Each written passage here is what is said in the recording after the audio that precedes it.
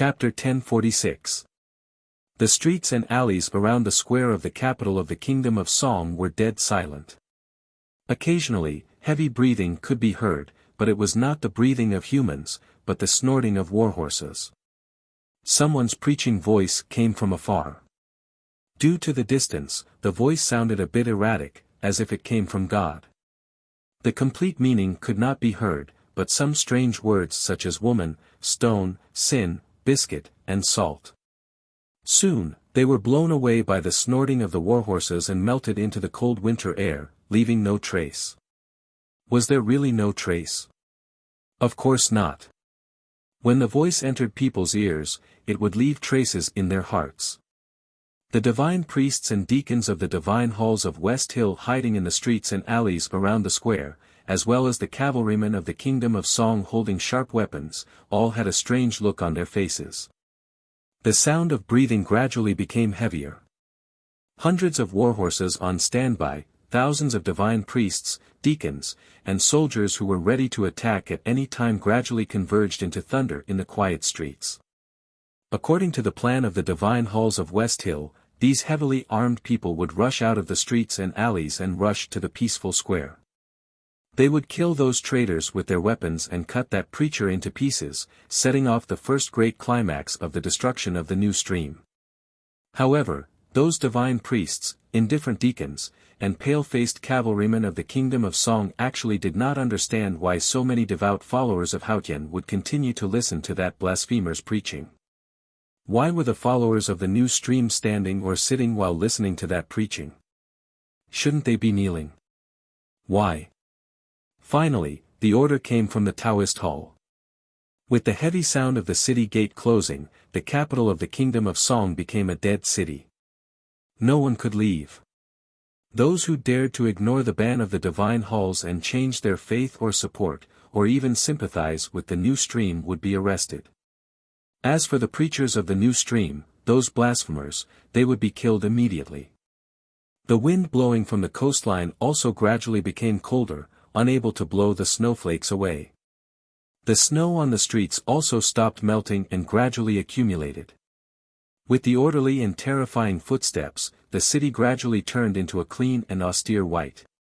Everyone knew that the white snow would soon be dyed red with blood. The iron spears clashed against the armors, the horses breathed heavily, and the knights stared at them coldly. The smell of metal in the air gradually turned into the smell of blood. Countless cries of shock and fear were heard around the square. People knew that the divine halls would not allow the new stream to continue to spread, but they did not expect that the battle of faith would be so bloody from the very beginning. Those who sympathized with the new stream were driven to a corner by the deacons and cavalrymen of the divine halls of West Hill. The sound of iron rods hitting on flesh and blood could be heard everywhere, and the screams of the people could be heard everywhere. Naturally, most of all, the sound of crying was heard. Cries of fear and despair. Blood was spilling in the crowd. Cold rebukes were heard constantly. The iron spears and the blades kept shining, and then there was a brighter light. It was the sword light. In the crowd, more than 20 disciples of the sword Garrett of South Jin Kingdom drew their swords at the same time. They inherited the swords of Liu Bai and Liu Yiqing and cut the anger that descended on the human world with an indomitable momentum. The anger of the divine halls slightly subsided.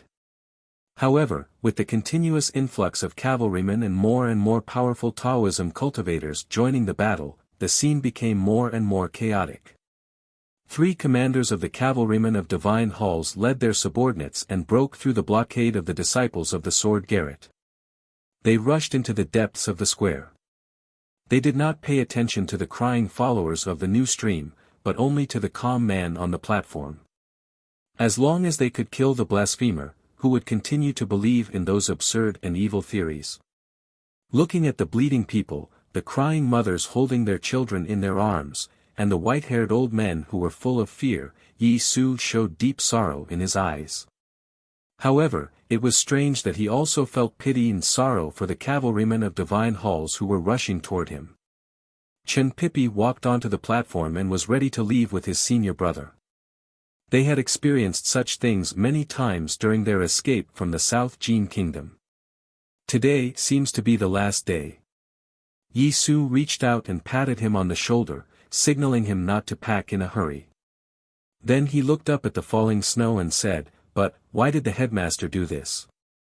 During the escape, the carefree young man's temperament and the flesh on his body gradually disappeared. Chen Pipi said, "It's not the last until the last." His expression was so serious. His eyes were full of exhaustion, but there was no hesitation in the depths of exhaustion. Only this sentence showed that he was still the old Chen Pipi. He believed in what was right and was willing to work hard for it. Most importantly, what made Ning Ke admire him the most was that he was still optimistic in the face of a desperate situation. It's different. Yi Su no longer looked at the sky. He looked at the increasing number of cavalrymen around the square and those powerful Hautian Taoism powerhouses. He said calmly, "Today's battle array is too big. These people can't stop us from leaving." Chen Pipi walked to him and looked at the approaching cavalry commanders and the murderous cavalrymen of divine halls. He said, "They are going to die soon." A few years ago, he was seriously injured and his ocean of qi and mountain of snow was locked by Sang Sang. He was already a useless man and was no match for any of the powerhouses of divine halls here today. But he said it calmly and matter-of-factly. Of course, it was the Academy's matter-of-factly. However, after saying this, his expression changed slightly. Because he saw the crowd gradually separate and a girl was slowly walking toward the wooden platform. She was Xiaoyu from the South Sea, his former fiancée. The once proud and powerful girl from the South Sea was still powerful, but her pride had completely sunk into her bones. She wore a divine robe and her aura was calm and cold. She was a powerhouse in the knowing destiny state. Those disciples of the sword Garrett could not stop her. No matter how hard the sword was, it would turn into scrap iron when it met her hands. The girl from the South Sea stopped when she was 200 feet away. She quietly watched the 3 cavalrymen of divine halls leading the unstoppable cavalrymen forward. She looked at Yi Su with a complicated expression. There was admiration, fear, hatred, and contempt in her eyes. She knew that one of the most outstanding traders in the history of Hautian Taoism was going to die soon. She looked at Chen Pipi with a complicated expression, but no one could tell what she was thinking. A cavalry commander rode to the front of the platform. His momentum was as fast as thunder. His blade broke through the air and fell. The talisman lines on the blade suddenly lit up and slashed down with endless qi of heaven and earth. If it had been in the past, the 2 men would have been able to take it easily or even ignore it. Yi Su and Chen Pipi were the most famous names in Hautian Taoism in the past 20 years. Neither Yi Hongyu nor Long Qing were qualified to be mentioned in the same breath as them. These 2 men were the real geniuses of Hautian Taoism. But now they had betrayed Hautian Taoism. Maybe it was for this reason that Hautian took away all their cultivation. That was what the cavalry commander thought. He had the cultivation of the upper see-through state. With the help of the talisman on his saber already had the power of the knowing destiny state. How could he not be able to kill 2 disabled people? At this moment, an iron cudgel flew from the sky like a hill. The cavalry commander's saber hit the hill. The warhorse couldn't stop at all, so his body hit the hill as well. The hill was made of iron and could not be moved. Anyone who tried to hit it would be turned into powder. The cavalry commander's blade turned into powder, his body turned into powder, and his warhorse also turned into powder. The powder with a metallic luster and the blood-red meat powder spread on the square with a bang. They mixed together and began to emit a strange luster. The noisy and chaotic battlefield suddenly became quiet at this moment. The cavalrymen of Divine Hall who were charging toward the platform pulled the reins desperately. The deacons who were fighting stopped in shock and looked toward the source of the sound. The dust gradually settled and the snow fell again. No matter what kind of powder it was, once it fell on the ground and mixed with the snow, it could not be seen anymore. The sight became clear and a petite figure appeared. The animal's skin slightly shivered in the cold wind, just like the strands of hair on her cheeks. She pulled out the iron cudgel from the ground and looked at the girl from the South Sea in front of her. Tang Xiao Tang. Xiao Yu looked at the figure and said. There seemed to be flames burning between her lips and teeth. Then she looked at Chen Pipi with deep eyes full of sadness and anger. Tang Xiao Tang looked at her and said seriously, if you dare to look at him like this again, I will definitely dig your eyes out. Xiao Yu's voice was extremely cold. Why? Tang Xiao Tang said, I said a few years ago on Peach Mountain that he is my man. She said it as if it was a matter of course, just like what Chen Pipi had said before. Of course, it was still a matter of course for the academy. Although he came from Taoism and had the most noble and talented bloodline, and she came from the devil's doctrine and had the most evil and domineering bloodline, they were both from the academy after all. There was a dead silence on the square. Only the groans of the wounded and the cries of the dead could be heard. Looking at Chen Pipi and Tang Xiaotang standing together, the girl from the South Sea gradually calmed down and a faint self-deprecating expression appeared in her eyes. What's the point of dying together? The Abbey Dean is still waiting for you on Peach Mountain. She asked Chen Pipi. Chen Pipi explained seriously, Ning Ke once said that when the golden wind and the jade do meet, it is better than countless things in the world. I am the golden wind and she is the jade dew. Xiao Yu was slightly stunned and said sadly, it is indeed a good poem. Chen Pipi looked at her and said with a smile, actually, what he said next is more in line with what I want. He said that what he wants is to last forever, forever. So today can't be our last day. You should know whose will it is. My father? I don't think his will necessarily be carried out. This is Haotian's world. The Abbey Dean carries out Haotian's will. No one can change it. I am his son and senior brother is his disciple. We may not be able to change him, but I think there is someone in this world who can. Who? Ning Quebec, Chen Pipi said very seriously, that guy, even Haotian is not his match, how can my father be his match? Ning Ke is far away in Chang'an.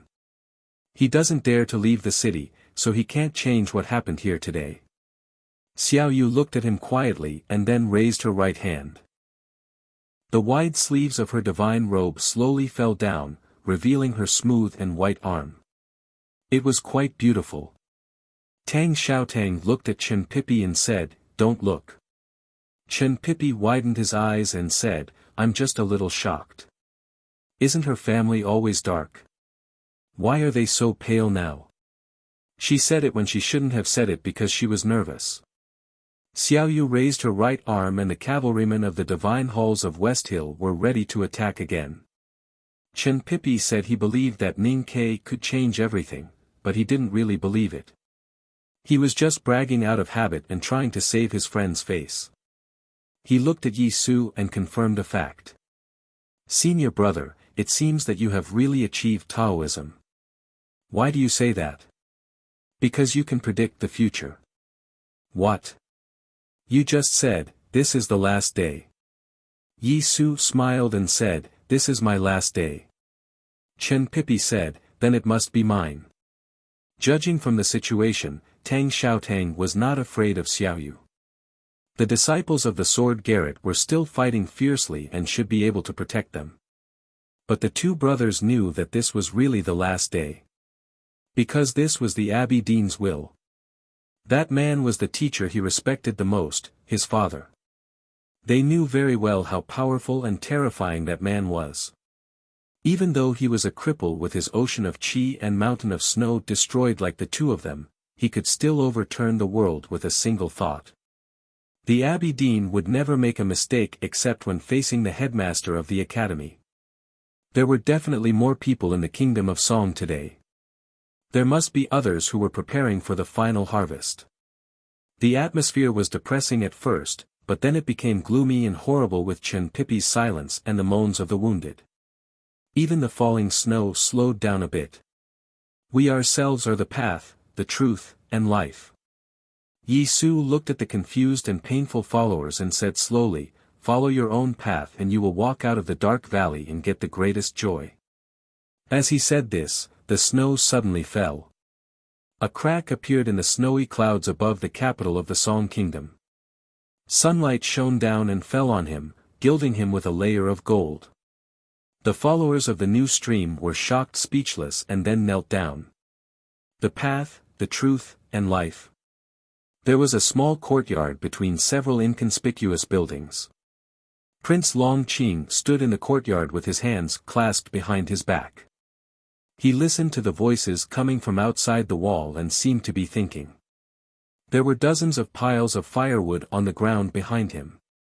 They were very dry and gave people a feeling of holiness. Not a single snowflake dared to fall on them. The flames of the firewood should be very high. He actually wrote it. What a surprise. Chapter 1047. The situation in the world was extremely tense. On the border of the Tang Empire, in the capital of the Song Empire, and at the bottom of the giant sinkhole, there were confrontations everywhere. Wars were on the verge of breaking out. Some had already started, while others had never stopped. The people in the world pinned their last hope on the envoys sent by the Tang Empire, hoping that they could reach an agreement with the divine halls of West Hill. The two envoys were just ordinary people who did not know how to cultivate, let alone powerful cultivators in the knowing destiny state. But at this moment, they were the most important people in the world. There were two kinds of people who loved peace. One was afraid of war, and the other was worried that they could not win, so they loved peace temporarily. Chu Yuxian and Qinchi belonged to this kind of people. They did not know that they were carrying the burden of the world, but they had the same idea as the world. They also wanted to reach an agreement with the divine halls of West Hill. However, the problem was that they could not see the two people they wanted and had to see. What made them even more terrified was that if the two people wanted to see each other, they would be able to even if they were in the divine halls of West Hill. But they could not see each other now, which seemed to be a bad sign. Did no one want to know what Ning Ke was going to say to them? Not being able to see each other was the source of all anxiety. Chu Yuxian and Qinchi were very anxious. They pondered in silence in the Revelation Institute, but they could not find a way to complete the task. Today, it was an ordinary divine priest in a brown robe who came to the Revelation Institute to meet them. Judging from his clothes and extravagance, this divine priest obviously had a very low status on the Peach Mountain. In fact, these days, the divine halls were getting colder and colder. After Chu Yuxian and Qinchi refused to talk to Zhao Nanhai, the divine priests who talked to them became lower and lower in rank. "I'm just a nobody, so I'm not the one you want to see." The divine priest in a brown robe looked at the two and said, "So who do you want to see?" Judging from this question, the divine halls of West Hill were getting impatient, or less curious. They even wanted to tear the window paper. At this point, it was meaningless to hide. It was better to have a try, even though it might be in vain. Chu Yuxian thought for a while, looked at the divine priest in a brown robe, and said seriously, "We want to see Hongyu very much." The brown-robed priest was not surprised and asked with a smile, "Why?" When they were almost assassinated in Qinghe Prefecture, Chu Yuxian and Qinchi had already guessed what Gu Changel had guessed. Therefore, they were not surprised that Gu Changel was not surprised. The Taoist sect has no faith. To be precise, Mr. 13 only believes in the divine priest of judgment. Alright, that's a more reasonable explanation. The brown-robed cleric calmly said, "I will report your thoughts. As for whether or not they will make arrangements, that is not something I am responsible for."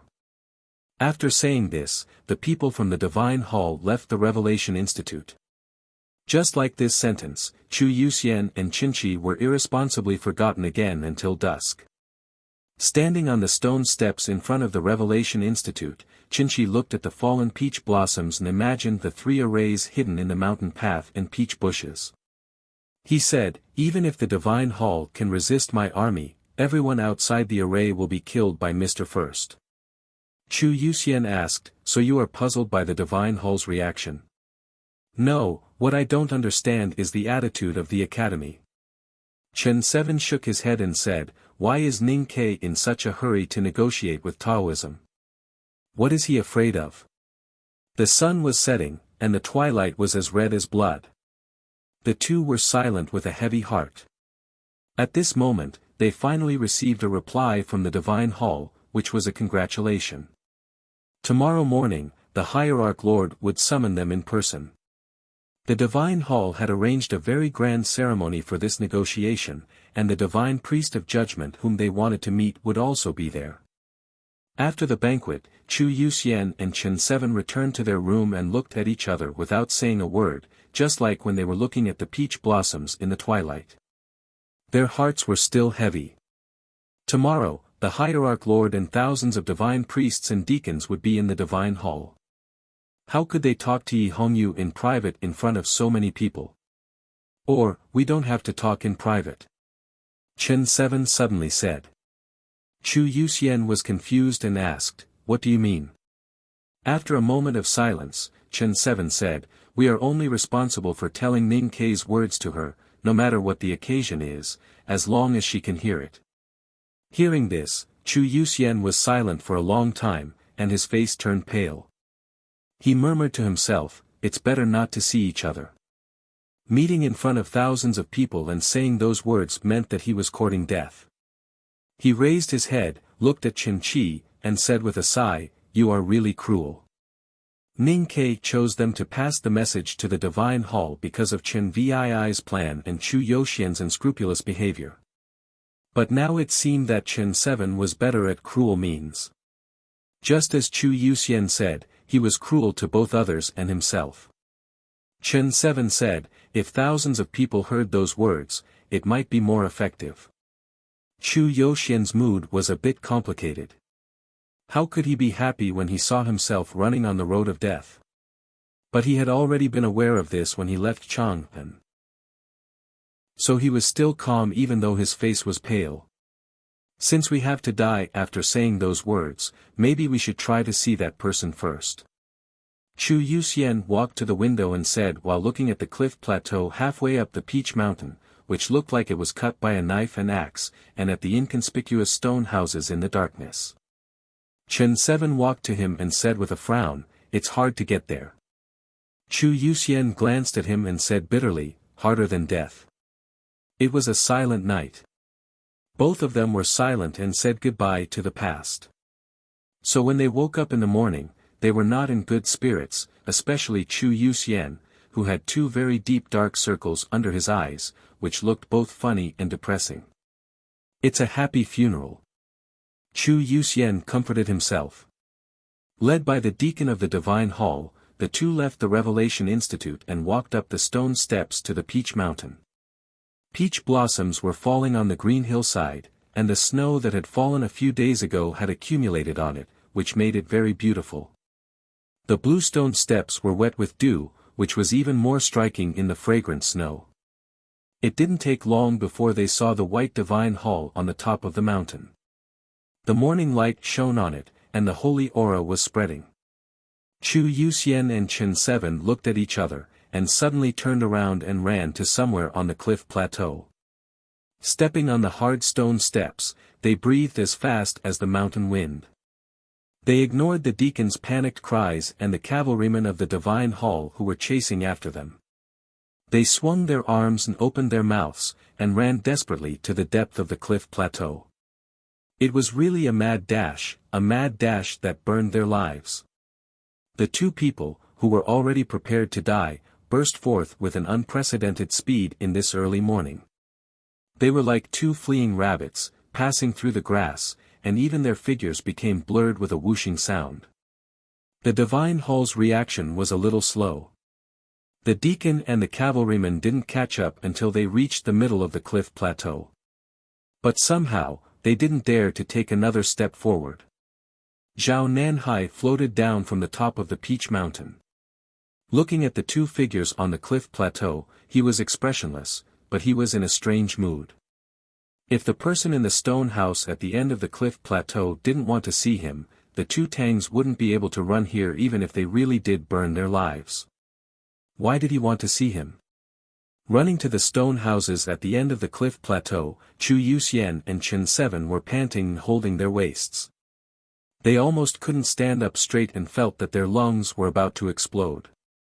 The Divine Hall didn't send anyone to chase them here, maybe because they were afraid, or for some other reasons. It was actually the result of their calculation, so it was not a surprise. The person in the stone house was really willing to see them, because even he wanted to know what Ning Ke was going to say. Chu Yuxian wiped the sweat off his forehead and thought proudly. With a light sound, the door of the stone house was pushed open, and a middle-aged priest came out. The middle-aged Taoist was wearing an ordinary Taoist robe, and his appearance was also very ordinary. There was nothing outstanding about his appearance or his aura. No matter how one looked at it, this Taoist should not and could not be an ordinary person, but he had been ordinary his whole life, which was very unusual. Chu Yuxian knew that this was not the person he was looking for, but he still looked extremely respectful. His hands were even trembling when he was tidying up his clothes. The middle-aged priest looked at him and said with a gentle smile, "You have to come here to see me. What do you want to say or do?" What did Chu Yuxian want to do? He knelt down to the middle-aged priest and the person in the stone house without hesitation and said humbly, "Chu Yuxian wants to hear a story, Taoist master." The middle-aged priest looked at him quietly, as if he didn't expect that Chu Yuxian would kneel down so naturally and decisively. He didn't even give himself a chance to stop him. Chu Yuxian looked calm and naturally knelt down. Ning Ke chose them to negotiate with Taoism because of Chen Vii's wisdom and bravery. As for Chu Yuxian, he had no bottom line. The middle-aged priest asked with a smile, "What story?" Since Chu Yuxian and Chen 7 could come to the stone house, it meant that they had permission. The person in the stone house wanted to hear it, whether it was a story or a fable. Chu Yuxian said respectfully, "The story happened in a world very similar to our world. In that world, there was a religion very similar to Taoism. The god of that religion was called God, who was omniscient and omnipotent. As the morning light faded, Chu Yuxian's mouth became drier and drier, and his voice became hoarse. Finally, he told the long story briefly. The middle-aged priest looked at him quietly, and then looked back at the stone house. Finally, he looked at the sky and clouds outside the cliff yard and said, "It is indeed a long story. The past and present of Christianity, the rise of Protestantism, and the retelling of history, no matter how simple it was bound to be long. 2,000 years of history were condensed into a story. Looking back at the end of the story, those bloody religious wars were indeed a bit ridiculous." Chu Yuxian bowed his head respectfully. The middle-aged priest thought about the beginning and ending of the story, the cooperation and disputes between the royal family and the believers, and the distribution of interests, and found the story more and more interesting. "I heard that Mr. 13 told many stories to Haotian. I don't know whether he has told this story or not. But at least it proves that he is a good storyteller," the middle-aged priest said. He knew that it was a story told by Ning Quebec. Then he stepped aside, and the door of the stone house appeared directly in front of Chu Yuxian and Qinchi. This story was just the beginning of the conversation. Ning Ke used such a grand story as a prelude, and even the middle-aged priest began to wonder what he was going to say. Looking at the closed door of the stone house, Chu Yuxian's face became paler and paler, and Qinchi also became short of breath. The man in the house had a very different status and meaning to the believers of Haotian in the world. Even they couldn't bear it. The middle-aged priest said, "What do you want to say? Just say it." Chu Yuxian became more humble, and his forehead seemed to be pressed into the ground of the cliff plateau.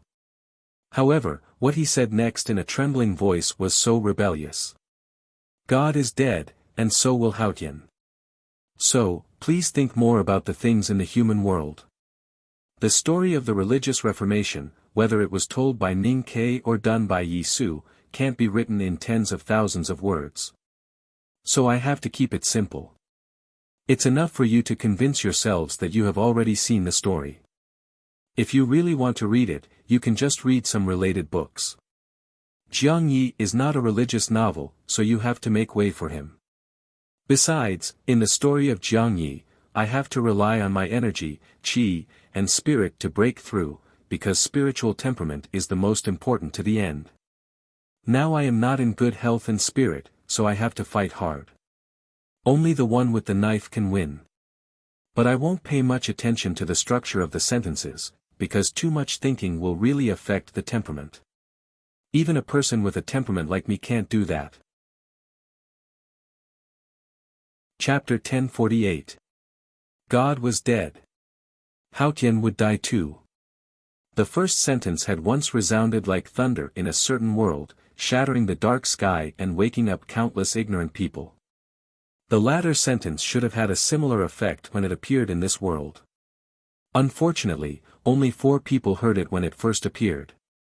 The only thing that made it less regretful was that the person in the stone house heard it. The story Chu Yuxian told was Ning Ke's story.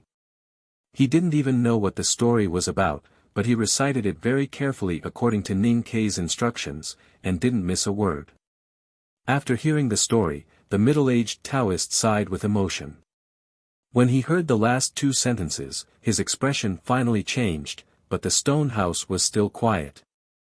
Chu Yuxian was prepared for this. He suppressed his uneasiness and continued to repeat Ning Ke's words, regardless of the other person's reaction. Those were the words Ning Ke wanted to say to the world and the person in the stone house. It's better to make progress together than to be destroyed together. There is no eternity in the world. Before Haotian appeared, there was no Haotian. Then why can't there be Haotian? Before Haotian, there was Taoism. Taoism wanted to protect the world, so there was Haotian. So the academy and Taoism should be the same. Chu Yuxian lowered his head as he spoke. His voice was getting lower and lower, because he vaguely understood what Ning Ke meant. He felt that Ning Ke's words were too shameless. As the repeater, he couldn't take it for granted like before. Sweat dripped from his forehead and fell on the ground in front of the stone house, but it didn't splash because it was too close to the house.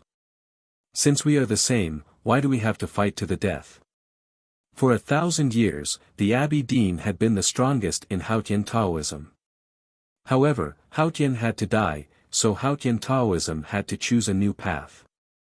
Such a great change had never happened in 1,000 years, and only a wise man like the Abbey Dean could handle it. Even if you have reservations, why can't you wait for 2 more years? Yi Su is your student. If he becomes a sage, you will be the sacred teacher. Chen Pipi is your son. If he becomes a sage, you will be the sacred father. When Taoism embarks on a new path, you will be the sacred teacher, sacred father and sacred lord. Why can't the 3 sages be one? It was very quiet on the plateau, except for the mountain wind and Chu Yuxian's voice. No one in the stone house agreed or disagreed, but just listened quietly. Chu Yuxian's voice was getting lower and lower, but his words were getting smoother and smoother. In the end, he even added his own words subconsciously. One is your most promising student, and the other is your biological son. Dao sect. Isn't it actually your family's business? We're all family, can't we just talk it out? After saying this, Sage Chu Yukai found that he had said too much. His face instantly became paler, but his sweat suddenly stopped. He felt that the wind in the cliff was a little cold. The next moment, he found that he was still alive, and he could not help but feel lucky. He decided that if he could go to the divine hall later, he would keep his mouth shut and let Qinqi do all the talking. After listening to Ning Ke's words, the stone house was still quiet. The middle-aged Taoist waved his hand and signaled Chu Yuxian and Qinqi to leave the plateau. The 2 had completed their task, so they did not dare to stay any longer. They retreated toward the mountain path like restless rabbits. With a squeak, the door of the stone house was opened again, and an ordinary wheelchair slowly rolled out. An old man was sitting in the wheelchair, covered with a gray blanket. The man in the wheelchair had lived for more than 1,000 years. According to the time, he was already old. But in fact, when he occasionally appeared in the human world, he did not look old. Until the battle in Chang'an, when he was sealed by Haotian in his snow mountain and ocean of Qi, he aged at a speed visible to the naked eye. His hair turned white, and his eyebrows became softer and softer. But no matter how old he was, even if he was now a cripple, as long as he was alive, he could hold Taoism tightly in his hand, and he was the most terrifying opponent of the academy. In Ning Kei's eyes, the Abbey Dean was far more important than the drunkard and the butcher. It was not because of the unimaginable divine sense that the Abbey Dean had shown, but because he was the Abbey Dean. The human world belonged to the headmaster of the academy and the headmaster of the academy. But the Abbey Dean had always been there. This fact itself proved many things. The middle-aged Taoist pushed the wheelchair to the edge of the cliff. The Abbey Dean quietly looked at the flowing clouds outside the cliff and the remaining snow in the Green Mountains. He said slowly, "Ning Kei has been trapped in Chang'an for half a year. Many people think that he did nothing but repeat what he did last time. But in fact, he has been thinking, and this is what he has done." Yes, Ning Kei had been thinking. He had been thinking about how to solve the problems in the human world, and then solve the problems in the divine kingdom. Finally, he came to the conclusion that to solve the problems in the human world, he had to convince the Abbey Dean. Not to defeat or kill the Abbey Dean, but to convince him. He believed that the Abbey Dean could be convinced, because the Abbey Dean was not the drunkard or the butcher, nor was he a rotten monster tortured by the obsession of existence. In his eyes, the Abbey Dean was a man who had broken away from the vulgar taste, a man with high aesthetic standards, and a man with a strong heart. In other words, he thought that the Abbey Dean was very similar to the headmaster, which was a great compliment. Through the teachings of the headmaster of the academy, Ning Kei had lived in the Buddha's chessboard with Sang Sang for countless years, and had a much deeper understanding of faith than before. He knew the origin of Taoism and Haotian. Therefore, he was sure that the Abbey Dean was not one of those foolish women who cried bitterly at the sight of the divine light. The Abbey Dean's piety was not in Haotian, but in his belief. That belief was the biggest secret of Taoism since ancient times. Haotian guarded the world. The world was the root, and it was what Taoism wanted to protect. Whether it was the gambler who founded Taoism or the Abbey Dean who ruled Taoism, Haotian did not have the innate divinity in their hearts. Therefore, Ning Kei tried his best to tell the Abbey Dean the story and the last two sentences. He knew that the Abbey Dean did not need him to remind him, but he wanted to remind him. When God died, Haotian could also die. In that world, there was the new stream, and Taoism could also embark on a new path. The old world waved goodbye, and the new world appeared. As long as Taoism took the initiative to embrace this trend, it could still have its own position in the new world. Taoism could still protect the world, but in a different way. Ning Kei wanted to remind him that the world itself was much more important than Haotian. This was not only the Academy's view, but also the most essential belief of Taoism. Then why couldn't the Academy and Taoism be on the same path? Ning Kei chose the Abbey Dean to talk to because he knew that the Abbey Dean could understand him. He knew that the Abbey Dean was wise enough, and the Abbey Dean was a truly great man. Only a truly great man could make such a great decision. The headmaster of the academy is a great man to have such a student.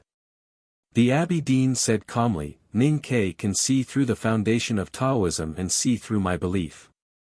He is also a great man." The middle-aged priest was moved, because the Abbey Dean spoke highly of Ning Kei, and also because the Abbey Dean had vaguely admitted his true thoughts. The Abbey Dean looked out of the cliff and remained silent for a long time. The middle-aged priest's hands trembled slightly on the wheelchair. Even he felt extremely nervous at this moment, because what was going to happen next would definitely change the fate of the entire human world, and even the Haotian divine kingdom. There were many clouds outside the cliff. The white clouds floated everywhere like the waves on the water. They seemed to come and go at will, but they were actually shaped by the wind and attracted by the earth. The Abbé Dean looked at the clouds and said calmly, "Unfortunately, he still doesn't understand himself." Chu Yuxian didn't understand either. Though he was a storyteller, he was no different from a parrot. He didn't know who God was, what the crusade was, what was the relationship between that religion and Taoism, and what was Ning Ke trying to say to the Abbé Dean. How could Haotian die? After leaving the cliff plateau, Zhao Nanhai and dozens of cavalrymen of the divine halls were waiting for them. The situation was a bit tense, but Chu Yuxian was not afraid. He pointed at the small stone houses and said, "I can get there, so it's not a mistake. I can come back alive, so you can't kill me." Zhao Nanhai looked at the small stone houses in silence. No one knew what he was thinking, but he did nothing in the end. He led Chu Yuxian and Qinchi to the top of the peak. The White Taoist Temple at the top of the Peach Mountain was the main hall of the Divine Halls of West Hill, the top building of Haotian Taoism in the human world, and also the place for the negotiation. The floor of the Divine Hall was paved with smooth stone bricks, like a bronze mirror, reflecting the sunlight coming in from all directions. It also looked like it was paved with gold. The inside of the hall was spacious, and the walls were engraved with religious murals. Gems were inlaid everywhere, as if the wealth of the whole world was gathered here, and it was extremely solemn and sacred. Thousands of divine priests and deacons stood in the divine hall in a neat line. No one spoke, and no sound could be heard. It was like a silent ocean. Chu Yuxian and Qinchi walked in the crowd, as if they were walking in the ocean. They always felt that there was a terrifying storm hidden in the silent crowd. After walking for a long time, they finally arrived in front of the high platform in the deepest part of the divine temple. On the platform, there was a light screen that looked like a waterfall. On the screen, there was an extremely tall, godlike figure. That figure's voice was like thunder, and it had a terrifying divine might. The tall figure used to be called the most mysterious person in the cultivation world, together with the Devil's Doctrine's 23-year cicada cultivation. However, after that battle, he was seriously injured by Yu Lian, and could no longer maintain his image. During the Right to Light, he was shot by Ning Ke, which made his position in the hearts of Haotian's believers in the world plummet. But he was, after all, the hierarch of the Divine Halls of West Hill, a peerless powerhouse who had surpassed the 5 states and successfully reached the Tianqi state. He was also recognized by the Abbé Dean as the leader of Haotian Taoism. Chu Yuxian and Qinchi maintained enough respect for the tall figure. They were meticulous in saluting and worshipping, and there was no fault to be found. But to be honest, even the slowest divine priest could tell that their attention was not on the hierarch behind the light curtain, but on the inconspicuous chair under the high platform. The chair was not carved from a whole piece of South Sea black jade. But because the woman was sitting in the chair quietly, the ordinary chair became the seat of heavenly black jade. She sat there with her eyes closed, and the world around her became a sea of blood. Because she was wearing a blood-red robe, she had the most beautiful and coldest face in the world. She was the inviolable great divine priest of judgment, and she was the real powerhouse of Haotian Taoism, Yi Hongyu. Yi Hongyu, the great divine priest of judgment, was the one Ning Ke wanted to talk to, and also the one Chu Yuxian and Qinchi wanted to meet. Today, they finally met. Chu Yuxian and Qinchi were in a strange silence. As they said last night, it was better not to see her. In front of thousands of divine priests and deacons, as well as the hierarch of the divine halls of West Hill, how could they avoid Yi Hongyu's gaze and let her hear Ning Ke's words? The ceremony in the divine hall had entered the procedure of praising. There was not much time left for Chu Yuxian and Qinchi. Whether the negotiation between the Tang Empire and the divine hall could continue or not, they would leave Peach Mountain soon, and that sentence was still hidden in their hearts. Chu Yuxian looked at Qinchi and thought of the method he mentioned last night. He felt his lips and tongue were dry, and he murmured, "Are we really going to do this?" Qinchi stared at Yi Hongyu and said, "What else can we do?" Chu Yuxian was silent for a while, and finally summoned up the courage to take 2 steps forward with difficulty, attracting the attention of the people in the hall. Then he coughed and interrupted a red-robed divine priest. "We have something to talk about." Because of nervousness, he looked at the people in the divine hall and said in a hoarse voice, "We have come with the will of peace. Shouldn't you let us talk?" Thousands of divine priests and deacons in the hall looked at him expressionlessly. Their red, purple, and black robes were like the sea of different colors, silently but blowing on his face, and became a kind of pressure that made Chu Yuxian feel difficult to breathe. At the same time, Qinchi also took a step forward. The atmosphere in the hall became even more tense and depressing. But Qinchi seemed to feel nothing. He looked at the ordinary chair in the distance and the sea of blood, and said calmly and firmly, "Would you like to listen?" The negotiation was a joke. If there was a negotiation, it would have been finished in front of the stone house on the cliff plateau. She closed her eyes and seemed a little tired. Even though she heard the question, she still did not open her eyes. Qinchi stared at her and said in a hoarse voice, "Everyone knows. Ning Ke wants to talk to the world. In fact, he just wants to talk to you." Yes, everyone knew that if Ning Ke wanted to talk to someone, the great divine priest of judgment would be one of them. The hierarch knew it, Zhao Nanhai knew it, the divine priests and deacons in the divine halls of West Hill, and even the servants knew it. That was why Xiong Chimo wanted the 2 Tangs to die in Qinghe Prefecture. That was why they could not meet Yi Hongyu on Peach Mountain.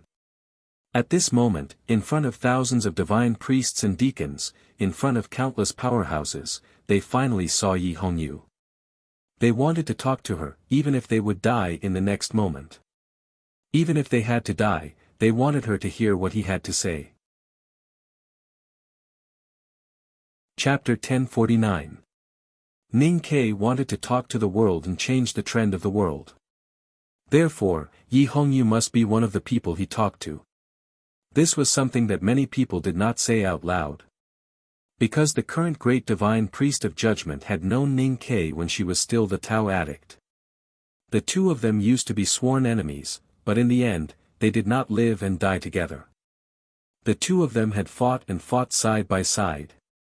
She had lived by the Yanming Lake in Chang'an for a long time, and they had also bathed in blood in the front gate of the Devil's Doctrine, and they had died together. In the eyes of the divine hall, even if the great divine priest of judgment were to marry Ning Ke, it would not be surprising. As for how shocking it would be, it was not within the scope of the 2 people's considerations. After all, they were people who shocked the world and did things that shocked the world. What made Haotian Taoism even more uneasy was that the new stream that the divine halls swore to destroy was founded by Yi Su, and she was his sister. Therefore, Yi Hongyu was the most natural ally of the academy and the best target to incite, no matter from the perspective of intimacy or other aspects. Thousands of divine priests and deacons in the hall looked at Qinchi, who was standing at the forefront, and guessed what this Tang would say, or rather, what Ning Ke would say. Their expressions were very complicated. There were a lot of uneasiness, shock, confusion, and worry. Did the academy really want to incite the great divine priest of judgment? Did what Ning Ke was going to say really have something to do with this? However, at this moment, thousands of powerful Haotian Taoism cultivators were gathered in the hall. How could he say those rebellious words? How could the great divine priest of judgment respond? Thinking of this, people felt a little relieved. As the person involved, Yi Hongyu's expression did not change at all. Her beautiful eyebrows and eyes were as cold as snow. She did not even open her eyes. "What does that guy want to say?" she asked with her eyes closed, looking very casual. It was obviously a very important matter, faintly revealing an extremely terrifying feeling, but when her red lips slightly opened, it became a small matter, a small greeting. People in the hall looked at Qinchi again and wanted to know what he was going to say. Being stared at by thousands of indifferent eyes, Qinchi was very nervous. It was not only because of the thousands of eyes, but also because what he was going to say next might become his epitaph. Ning Ke said. At this point, Qinchi paused, and Chu Yuxian almost fainted. Chen Seven took a deep breath and looked at Yi Hongyu. He said the second half of the sentence in a low voice. He's waiting for you in Chang'an. Why would I wait for you in Chang'an? Although he could marry her, he naturally wouldn't wait for her to marry him. Instead, he would wait for her to surrender or return. The solemn and sacred Taoist temple was already extremely quiet, but now it became even more silent. Only that sentence was still floating in the golden light, drifting into everyone's ears. Was he, trying to persuade the great divine priest of judgment to betray the Tao sect? Did Ning Ke really dare to think like that? Did the Tangs really dare to say that in the divine hall? Were they all crazy? Countless pairs of eyes fell on Qinchi. Their eyes were filled with shock and confusion. After saying this, Qinchi felt a little pain in his throat, as if he had lost all the water in an instant. However, all the fear from before had disappeared along with the water. If he says it's a broken pot, then it's broken. Hesitation doesn't suit your personality. He asked you why you didn't betray him. When are you planning to betray us?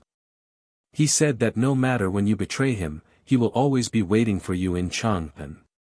At this moment, the divine priests and deacons, who were still in a trance and thought that they had misheard, finally completely understood Ning Ke's intention. In the most sacred Taoist temple at the top of Peach Mountain, in front of thousands of the most devout followers of Haotian, Ning Ke actually persuaded the great divine priest of judgment to betray him. Was this instigation? Was there such a ridiculous and almost childish instigation in the world? Or was this the Academy's provocation?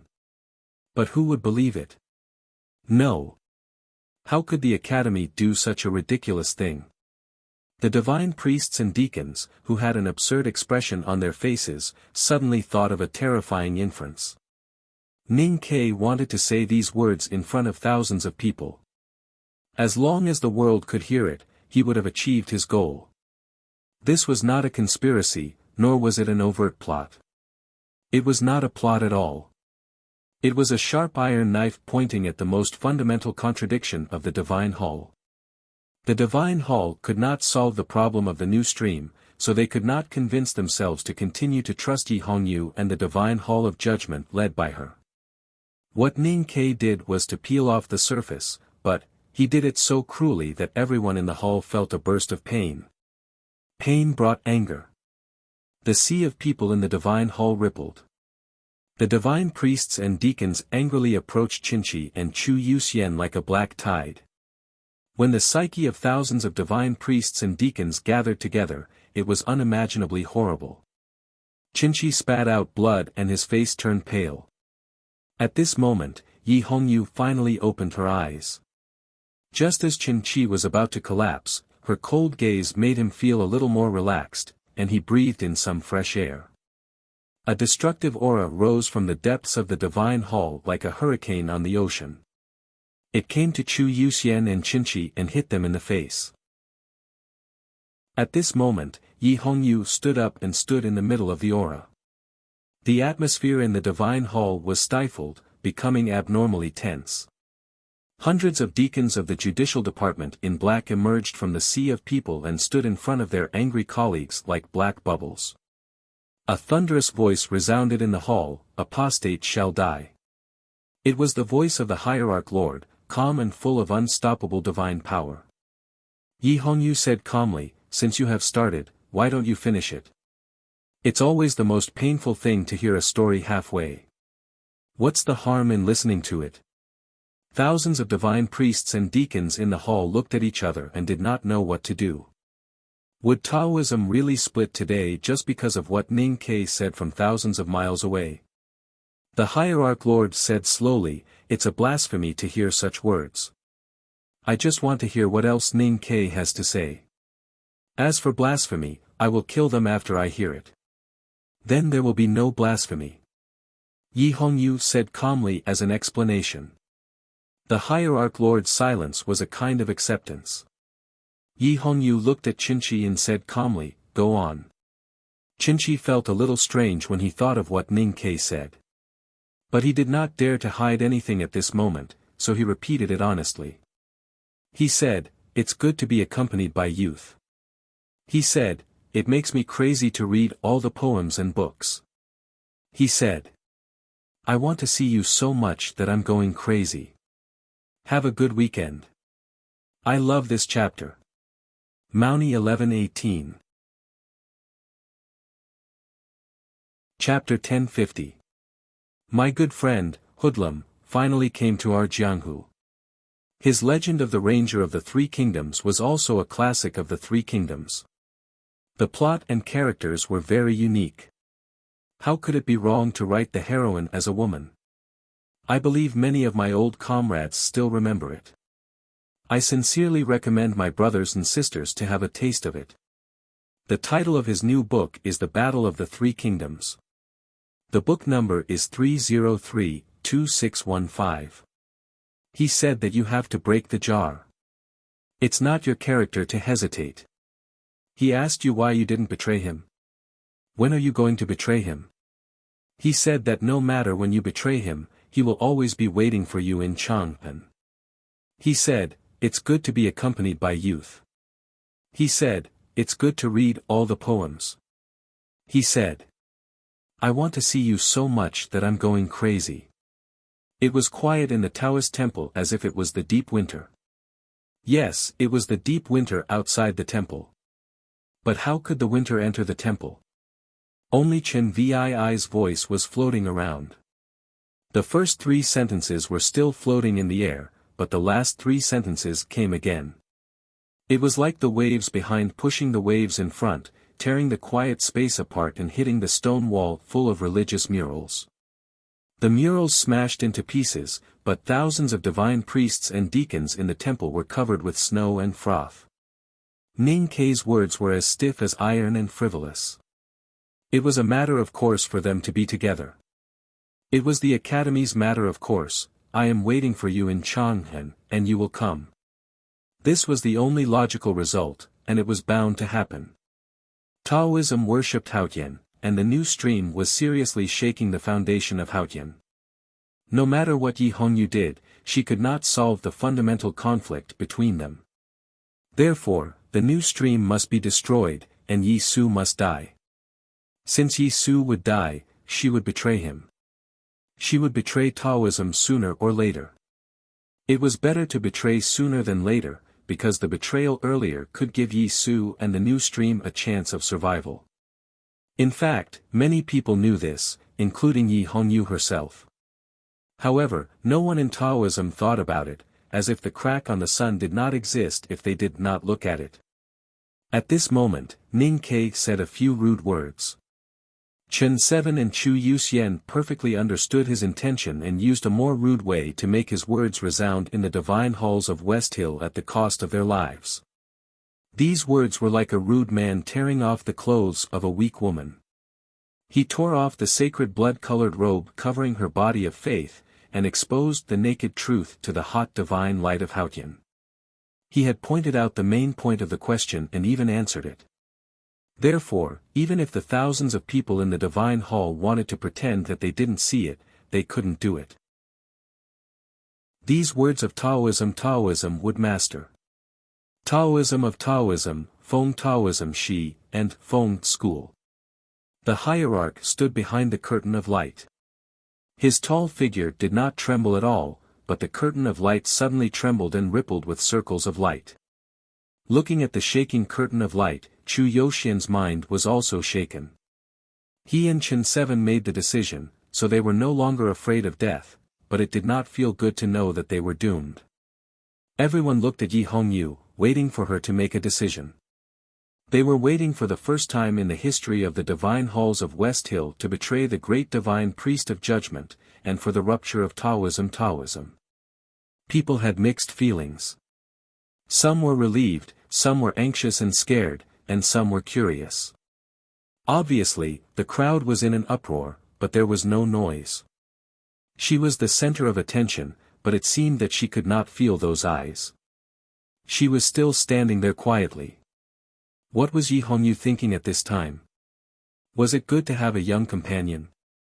She thought of many years ago, outside the front gate of the Devil's Doctrine in the depths of the wilderness. She thought of the iron chain that passed through the clouds and connected the land of death with the reality. She thought of the basket under the iron chain, and the young people inside and outside the basket. She squinted and looked at the distant sky outside the hall. Under the sky was the kingdom of Song. Tang Xiaotang should be there, right beside her brother. Long Qing had disappeared for so many days, so he should be there too. She was in charge of the divine hall of judgment. Although she could not control Long Qing, Hengmu, and the others, she could find their whereabouts.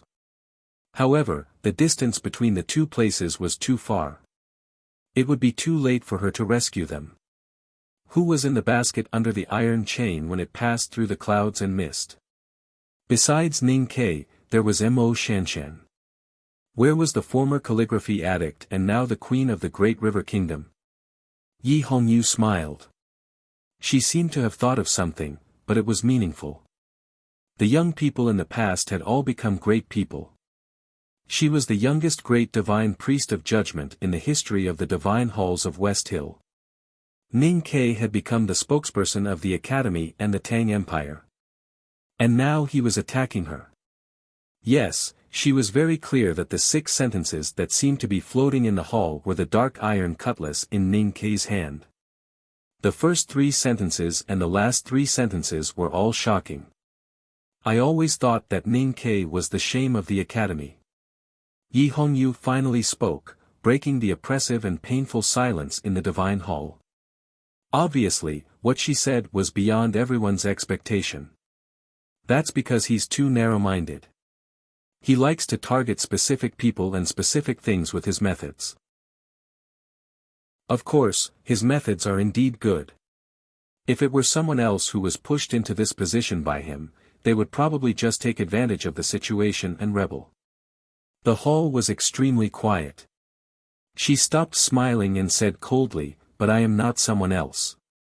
I am Yi Hongyu." Does he expect to break my heart with these words? I hate those stupid literati the most. I feel disgusted by these words. How can I listen to them? If Qing Shan doesn't come to me, I will come to Qing Shan. No, I have never been such a person. If he doesn't come to me, why should I come to him? Tell him to give up. She looked at Qin Chi and said expressionlessly. Should he just kill him or save him? Qin Chi did not understand. He did not understand why he would fail.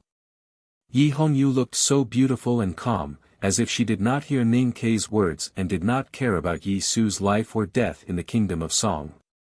Why? Qin Chi stared at her perfect face seriously. His face gradually turned pale and his eyes seemed to be burning with wildfire. He turned all his soul into courage. He did not admit defeat because Ning Ke had another sentence. Before they left Chang'an, Ning Ke had seriously reminded them not to tell him that unless they were in a desperate situation or at the last moment, they should never tell him that. Qin Chi did not know the meaning of that sentence. But from Ning Ke's attitude, he knew that it must be the key to victory. So why should he not use it? Ning Ke said one last sentence. Qin Chi stared at Yi Hongyu's eyes and said. Yi Hongyu looked indifferent. That person is Xiong Chumo. Qin Chi's voice was a little hoarse. It was not because of dehydration, but because he was nervous. He used too much force and his throat began to bleed. The sentence was without a head or tail. Thousands of divine priests and deacons in the hall could not understand what it meant. That person was Xiong Chumo. Who was she?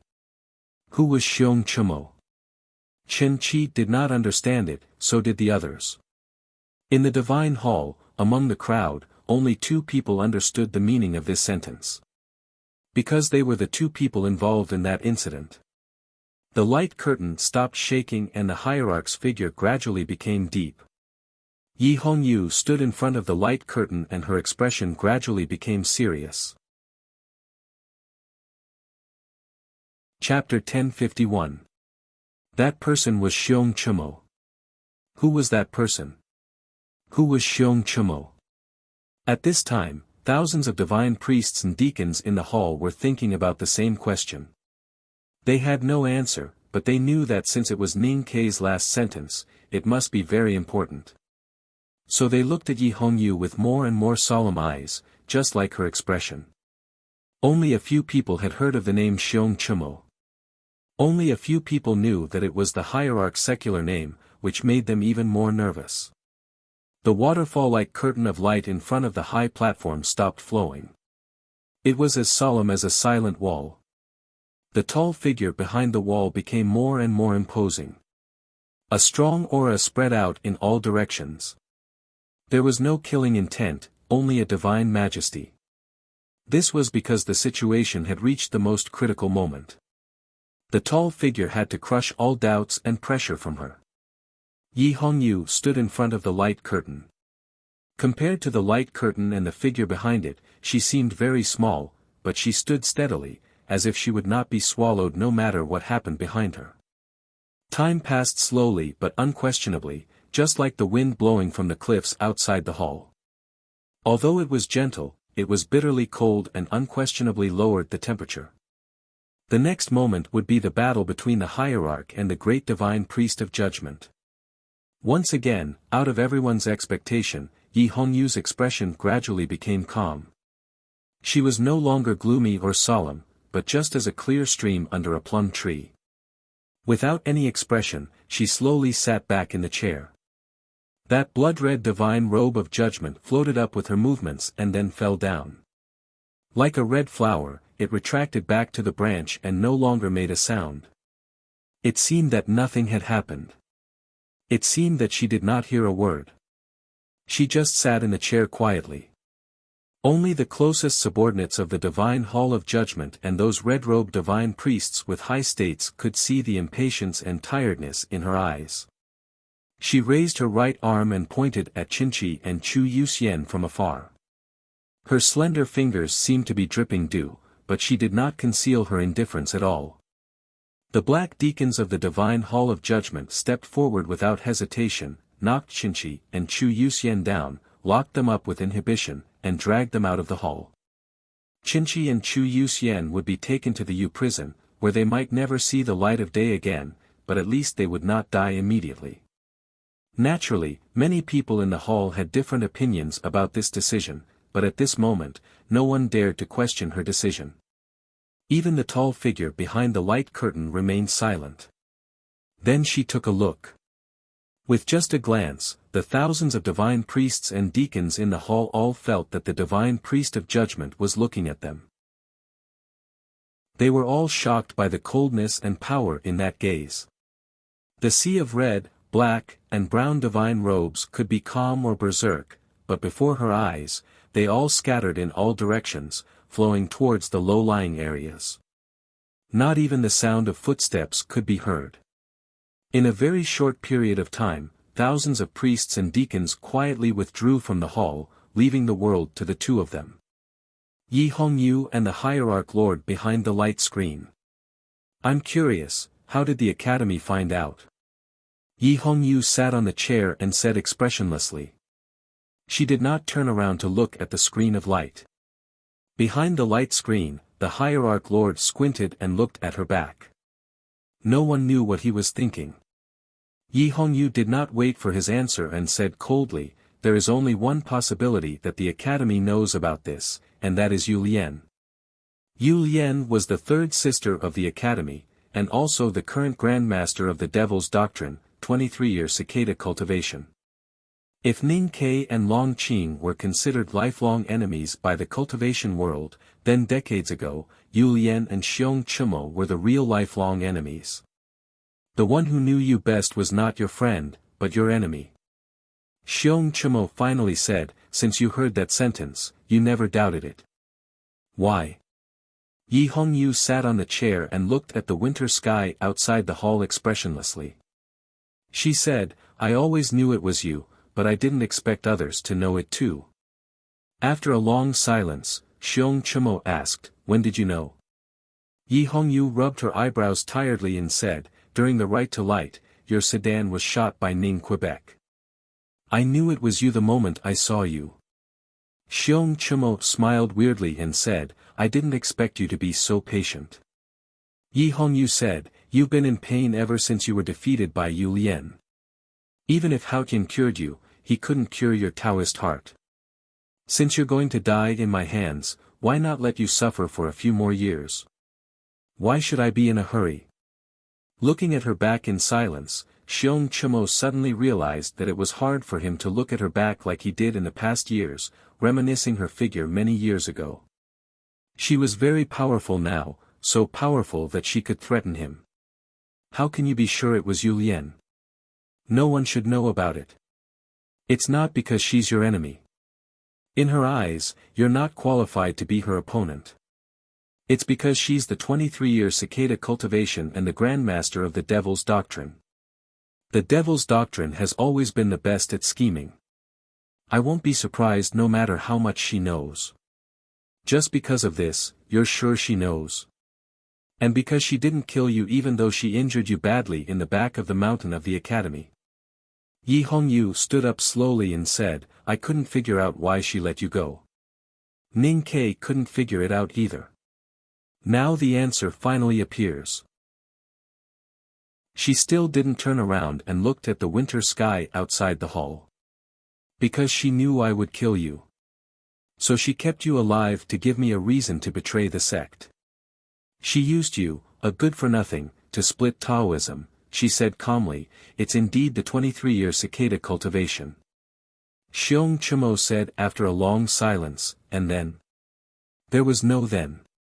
There was no terrifying divine light spreading, no shrill Taoist swords dancing, no war, no revenge, no humiliation, and not even a trace of hatred. Yi Hongyu walked out of the hall. Her bloody gown of judgment swayed in the cold wind like flowers blooming on the branches, overshadowing all the divine lights on the wall. Behind the light curtain, Xiong Chumo's eyes narrowed into two lines. One of his eyes was stained with blood as if it would never recover. It looked filthy and evil. Gradually, a dim light accumulated in the deepest part of his eyes. It was shock, anger, and fear. He didn't realize until today that he could escape from Yu Lian's hands because it was a trap set up by Yu Lian, not because he was strong enough. In Yi Hongyu's words, in Yu Lian's eyes, he was never qualified to be her opponent. His life or death was not important to her. She let him live because she knew from the beginning that he would become the cause of chaos, or rather, the sinner of Haotian Taoism. But Yu Lian didn't expect that Yi Hongyu didn't do anything. Xiong Chumo also couldn't understand why she didn't do anything after the right to light a few years ago. Chapter 1052. After leaving the White Divine Hall on the peak, Yi Hongyu walked down the mountain path. Clouds gathered around her skirt, and her mind became clear. When she arrived at the cliff plateau, she was as calm as still water. Looking at the small stone houses deep in the cliff plateau, her eyes were as calm as water. The next moment, her Taoist heart became as hard as iron. The cliff plateau and the small stone houses were very meaningful to her. They were not just mementos. When she was at the front gate of the Devil's Doctrine, she forcefully lowered her state to escape from Lotus. Her Taoist heart and cultivation were greatly damaged. When she returned to the Peach Mountain, many people thought that she would never be able to recover. She was despised, and the hierarch even wanted her to marry Luokadi. She locked herself in the small stone house and continued her cultivation in silence. She knew that she could overcome all the obstacles. Then she received a letter from the Sword Garret. She became powerful again. She killed the previous Great Divine Priest of Judgment and became the youngest Great Divine Priest in the history of the West Hill Divine Palace. She began to write her own legend.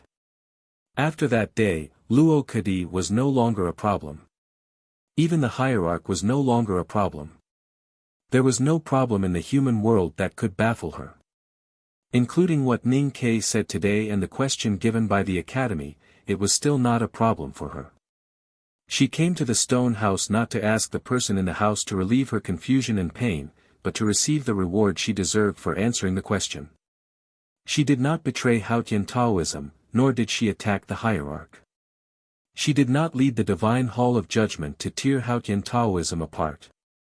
She ignored Ning Ke's invitation and did not take a step closer to the academy. She still stayed on the Peach Mountain and put herself in danger. Now, she was alone, and she was taking a strange risk. She had the right to ask the person inside the stone house for anything she wanted. Dusk fell on the Peach Mountain and dyed her divine robe of judgment redder. It was as if it had been soaked in blood for thousands of years before it was put on again. She stood quietly in front of the stone house and did not look inside. Because the person who should have been inside the house was sitting in a wheelchair at the edge of the cliff and watching the sunset. Although I don't know exactly what it is, I think it must be very important since Ning Ke chose to put it at the end. The old man in the wheelchair said calmly without turning back. Yi Hongyu said, "It's important to me, but not to the human world. In other words, it's important to the past, but not to the present." The Abbey Dean said, "After all, it is still important." Yi Hongyu said, "But I don't want to hear it. Ning Ke's attitude towards you is not proper enough." The Abbey Dean smiled and said, "They sent 2 people to say 7 sentences, and now they want you to risk your life for the academy. This is too disrespectful. After all, the 7 sentences are not the 7 tomes of arcane." Yi Hongyu said, "Indeed, this is also the reason why I don't want to listen to him."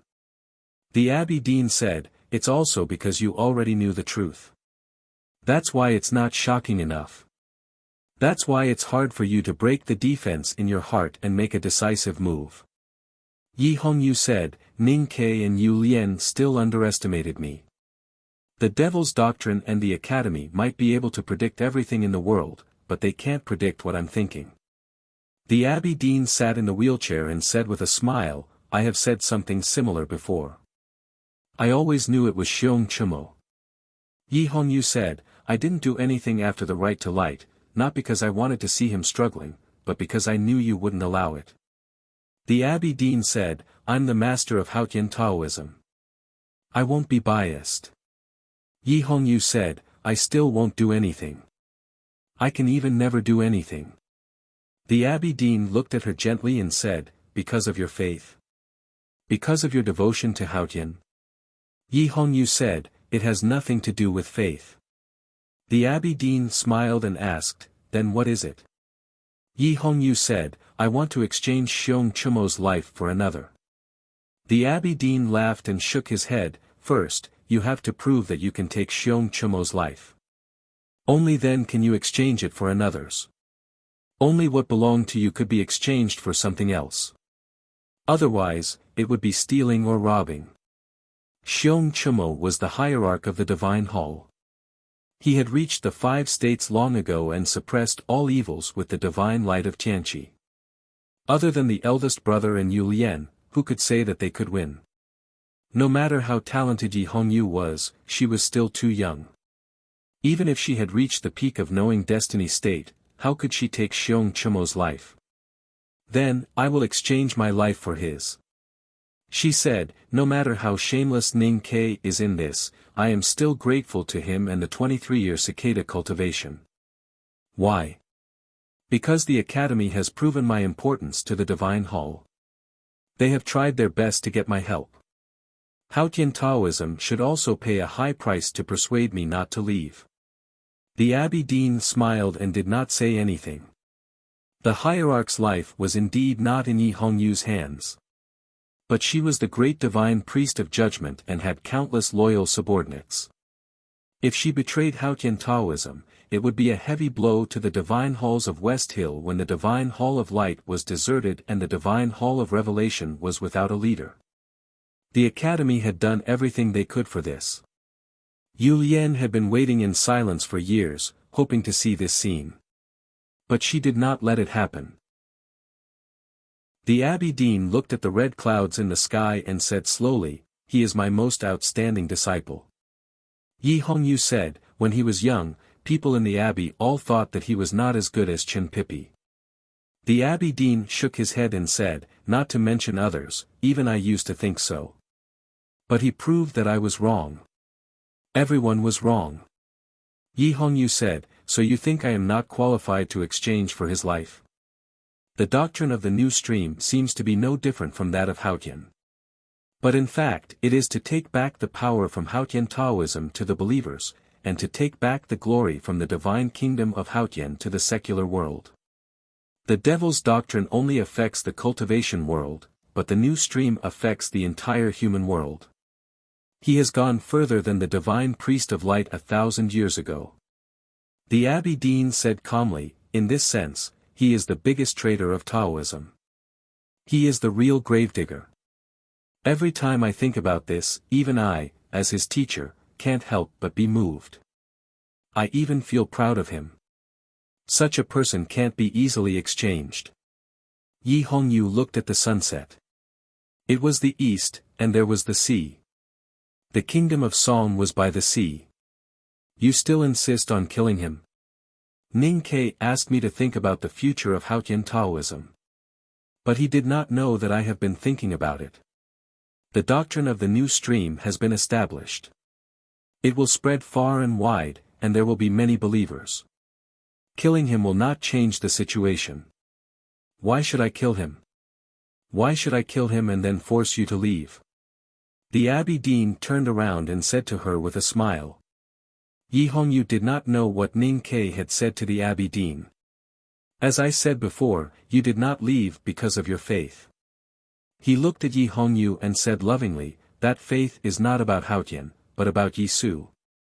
Even though he is a wastrel like me, he is much more important to you than Haotian. As long as he has a chance to live, you will not take the risk."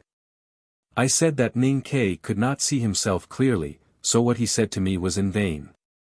Obviously, he did not see you clearly, so what he said to you was also in vain. Yi Hongyu did not say anything. She admitted that this old man, who was not her teacher but was better than her teacher, had accurately grasped her mentality. Her brother's life was like a pool full of thunder and lightning. In it was his sword that once dazzled the continent. She could not move forward. As long as he could live, she could forget all the humiliations and things she wanted to forget. She could face them calmly. If the academy could not guarantee his life, then it would be meaningless to do anything else.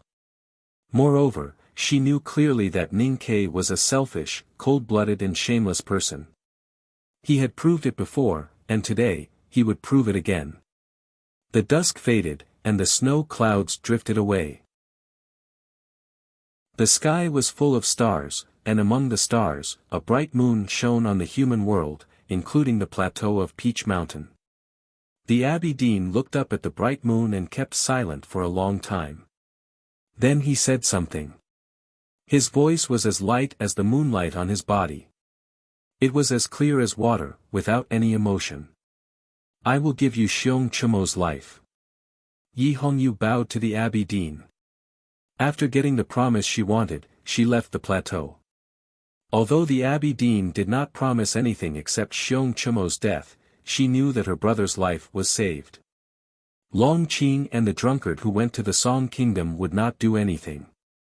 Because the Abbey Dean had made it clear that killing Yi Su now would not do any good for Taoism. The question was, did the Academy not realize this? Was what Ning Ke had done in vain and would only be described as a joke in the history books? The Abbey Dean waved his hand in the cold night wind, as if he was trying to catch some moonlight. "What is the thing between the hierarch and the great divine priest of judgment?" asked the middle-aged priest. The Abbey Dean shook his head and said, "I don't know, and I don't need to know." The middle-aged priest was a bit worried and said, "The Academy is so concerned about this matter." The Abbey Dean said calmly, "The Academy has always claimed that they only do meaningful things and do not care about the meaning. But in fact, they never do meaningless things. What they said to me and what they said to Yi Hongyu were all part of a scheme. Ning Ke knew how destructive the new stream was to Taoism and used it to convince me.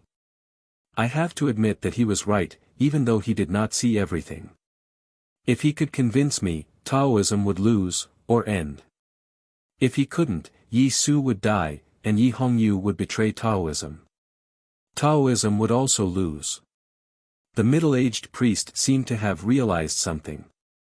He looked at the back of the Abbey Dean and praised from the bottom of his heart, if he did nothing, the academy would not be able to do anything. It seemed to be the Abbey Dean's response. It was a perfect response to the changes by remaining unchanged. However, the Abbey Dean shook his head and looked at the bright moon again. He did not say anything. Yi Hongyu walked into the divine hall of judgment and stood under the black stone pillar. She looked at the snow-covered mountains with her hands behind her back and kept silent for a long time. Her eyebrows were gradually covered by a layer of frost in the night wind. No one knew what she was thinking about. Her loyal subordinates and the girls who served her stayed in the side hall with complicated expressions. They did not dare to disturb her. The moon moved and the stars did not move. The night grew darker and darker. She looked at the direction of the kingdom of Song. She seemed to be able to see the killing, the burning holy fire, and the people biting each other like beasts for their faith. There was no expression on her beautiful face, as if it was carved out of ice. At this moment, light footsteps were heard in the quiet divine hall of judgment. Logically speaking, even the slightest footstep would have alerted the black deacons in the side hall. However, what was strange was that this person walked all the way behind her and did not encounter any obstruction. Maybe it was because even the most ruthless black deacons did not dare to stop him, or maybe even the powerhouses of the judicial department could not hear his footsteps. It was a wretched-looking, short old Taoist with limbs as thin as withered branches. Xiong Chumo, the hierarch of the divine halls of West Hill, came behind her silently in the deep night. Yi Hongyu looked at the direction of the kingdom of Song. She saw the snowy clouds glowing in the night sky, as if she could see the terrible storm brewing on the sea. Her face was slightly pale. She squinted her eyes, which turned into a thin line and a sword. Chapter 1053. Yi Hongyu turned around and left the moonlight and starlight behind her. The paleness on her face became lighter because of the shadow. She looked at the hierarch quietly and said nothing, but her mind was full of thoughts. Xiong Chumo also looked at her quietly.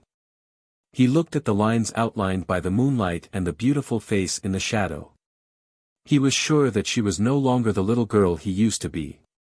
Therefore, he was inexplicably angry. Yi Hongyu was not surprised, angry, sarcastic, or hateful. She did not show any expression. It seemed that she was not surprised by his appearance. Because of her calmness, Xiong Chumo became even angrier. The ugliest and evilest act in those years was exposed, which made him very uneasy. Her calmness confused him and hurt his dignity. He would rather see a crazy and horrible great divine priest of judgment than not see him in her eyes. "What did you say to the Abbey Dean?" he asked. Yi Hongyu looked at him and did not answer. Xiong Chumo was silent for a moment and suddenly laughed. There was a trace of perverted pleasure on his ugly and wretched face. He said, "So you are afraid of me?" Yi Hongyu still did not say anything. "Yes, you are afraid of me." Xiong Chumo's eyes flickered like a wolf's and a little weird. His voice was also trembling because of excitement. "What happened in those years left a deep impression on you. When you found out it was me, you did not dare to take revenge because you were afraid of going through that experience again." Yi Hongyu looked at him and asked calmly, "Why should I be afraid?" Xiong Chumo's expression changed slightly. He did not understand why she would ask such a question. Wasn't it obvious? Even if you are not afraid now, how could the poor and weak little girl who had legs like reeds not be afraid of that shadow? His breath became heavy as if he was panting after a serious illness. His eyes were stained with a layer of bloody red and his voice was trembling. After you found out the truth, besides anger, you would also have many questions. Why did I, as the sect leader, take the risk of being discovered by Yi Su to do that? In fact, even I don't have a clear answer. When I think about it later, maybe I was jealous. He looked at the moonlight beside her hair and her beautiful face and was a little lost. Yi Hongyu said calmly, I'm not interested in these things. Not interested? Xiong Chumo was stunned and said in disbelief, you're not interested in these. When the Abbey Dean traveled far away to the South Sea, Yi Su returned from the wilderness and entered the human realm to cultivate and meditate on life and death. Then, this happened. Don't you want to know why this happened? Yi Hongyu said expressionlessly, you are playing childish tricks when my brother is not here. Do I need to know what you are thinking? Xiong Chumo's eyes were wide open. His skinny body suddenly emitted a horrifying sense of destruction. He opened his arms and said in disbelief, a child's play. His voice became somewhat sharp and unpleasant, like a woman's fingernails rapidly scraping against a plaster wall. It was full of anger and disbelief. Child's play. He repeated in a shrill voice, you think it's just a child's play? How pitiful you cried then. No matter how much you called out to Yi Su, no one responded. Have you been in pain all these years? I don't understand how you can place so much hope on that useless man after being humiliated so much. Yi Su can't save you. Stars were changing in the deepest part of Yi Hongyu's lake-like eyes. Many images kept changing in front of her eyes and then gradually disappeared, turning into indifference. How could she forget that? If she could forget that her body was seen by Chen Pipi in the Taoist temple, why would she want to kill her? If she could forget, why did she never care about letting others see her beautiful body? Wasn't it because she subconsciously felt that this body was dirty? Fine, then she couldn't forget it. But so what? She looked at Xiong Chumo and said sarcastically, I'm not like those crazy professors in the Revelation Institute. I'm not interested in your psychological state. Maybe you are jealous of him, or you are out of your mind, or you want to lick the Abbey Dean's feet. I don't care about those things. Xiong Chumo stared at her beautiful face and said word by word, that's not a child's play. Yi Hongyu stared at his ugly face and said word by word, but you are just a child. Xiong Chumo was extremely short and skinny, far shorter than an ordinary person. He had been hiding behind the light curtain all these years and made himself look tall and big. It was because of this mental illness. Back then, he took a great risk to bully Yi Hongyu who was still a little girl. Maybe it was because of this mental illness. Yi Hongyu said indifferently, I know what you want to see. You want to see me sad, angry, and desperate. You want to see me feel ashamed because I'm not clean anymore. But unfortunately, you won't see it. Because I don't want to play these childish games with you. Another child's trick. Xiong Chumo's face turned extremely ugly. The dim light in his eyes became crazier and his aura became more terrifying. He said coldly, I'm not a child. You're even shorter than a 10-year-old. Yi Hongyu was much taller than him and looked down at him. Then her eyes gradually moved down and fell between his legs. Decades ago, your penis was destroyed by Yu Lian. Even if you want to do anything to me, you can't. Why should I feel ashamed? She said, in terms of height, you are a child. In terms of mind, you are a child. In terms of sexual ability, you will always be a child. Anger and extreme anger occupied Xiong Chumo's body and mind. But strangely, he gradually calmed down. He squinted his eyes and kept silent for a long time. So you take it as, being bitten by a mad dog? But don't forget, even if you are bitten by a dog, it will leave a scar. Yi Hongyu said calmly, even a mad dog has teeth. Since your penis is destroyed, you are like a toothless dog. What will be left after being bitten? She had been calm all the time. There was no mocking, deliberate pity, or inadvertent anger.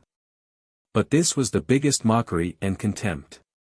Because these were all facts. Even if Xiong Chumo was the powerful hierarch of the divine halls of West Hill, the most powerful person in Haotian enlightenment, and the murderer who had humiliated her. In her calm eyes, he was just a child whose penis was destroyed and could not grow taller. He was an unlucky child whose surname was Xiong. I will kill you. Xiong Chumo suddenly said in a serious and heavy tone, I don't know what you said to the Abbey Dean. Even though you look calm now, I know you want me to die. You want me to die more than anyone else in the world. So I have to kill you. Yi Hongyu looked at him quietly and said, You came to the divine hall of judgment and said these words to provoke me to attack you first. Are you disappointed that I didn't give you a chance? For Haotian Taoism, the hierarch lord was more important than the great divine priest of judgment. But it did not mean that he could do whatever he wanted. The headmaster ascended to heaven and Chen Mao returned to the land. From that moment on, Xiong Chumo was no longer the most powerful person in Haotian Taoism. He became a dog again. To beat a dog, one had to look at its master. If a dog wanted to bite, one had to look at its master. You don't dare to attack me. Yi Hongyu said calmly, because you can't bear the responsibility of the division of Haotian Taoism. You can only watch as I become stronger and stronger. You can only wait for the day I become strong enough to kill you, but you can't do anything about it. You can only fall into the abyss of despair without knowing where the bottom is. You will suffer endless torment and pain. And this is what I will give you. Her voice was still calm, her expression was still calm, and her eyes were still calm. She looked at Xiong Chumo quietly as if he was a dead man. It was quiet in the divine hall of judgment. The moonlight fell on the balcony and her shoulder. The starlight was covered like dust falling to the ground, just like the past. However, at this moment, a voice came from a dark corner of the divine hall. It's a pity that none of this will happen. As the voice came, the corner suddenly became bright. The person standing in the corner was very bright, as if thousands of rays of light were shooting out from his body. Another person appeared in the divine hall of judgment. Still, no one knew how he came in. Yi Hongyu squinted again. Her eyes were like a line or a sword. It was Zhao Nanhai. The divine skills of the great divine priest of South Sea originated from the light. At this moment, he raised his aura to the peak, and his whole body was illuminated. Xiong Chumo didn't know why Zhao Nanhai showed up, but he welcomed the change. Because Zhao Nanhai's appearance probably represented the Abbey Dean's will. Yi Hongyu looked at the entrance of the divine hall of judgment. The middle-aged priest was also here. He had been handling chores in the Jishou Abbey for decades and stood behind the Abbey Dean's wheelchair for years. He did not do anything, as if he was just an ordinary person. He was just like an ordinary person, standing there in an ordinary way. Yi Hongyu closed her eyes and began to think. At dusk on the cliff plateau, the Abbey Dean had said that he would give Xiong Chumo's life to her. But she would not think that the middle-aged priest was here to keep his promise. Killing the hierarch now would not do Taoism any good. So the middle-aged priest was not here to kill the hierarch. What was he here for? Long Qing was in the Song Kingdom, and Hunmu was in the Qinghe Kingdom. None of them were on Peach Mountain. The four people in the Divine Hall of Judgment were the four most powerful people in Taoism. Yi Hongyu opened her eyes. She was enlightened, but still confused. Why? Why did the Abbey Dean want to kill her? I will return to Hubei tomorrow for the new year. I have been on the road for the whole day, so there is no update. Chapter 1054. Yi Hongyu believed that the Abbey Dean was far better than the academy, especially the academy under Ning Kei's leadership. She also believed that her judgment was correct. Killing her and her brother would do Taoism no good, no matter if it was for the immediate benefits or the more far-reaching effects. That was why she had the courage to choose to retreat, to give up a lot, and to put herself in danger. She did nothing so that both sides could look at each other calmly.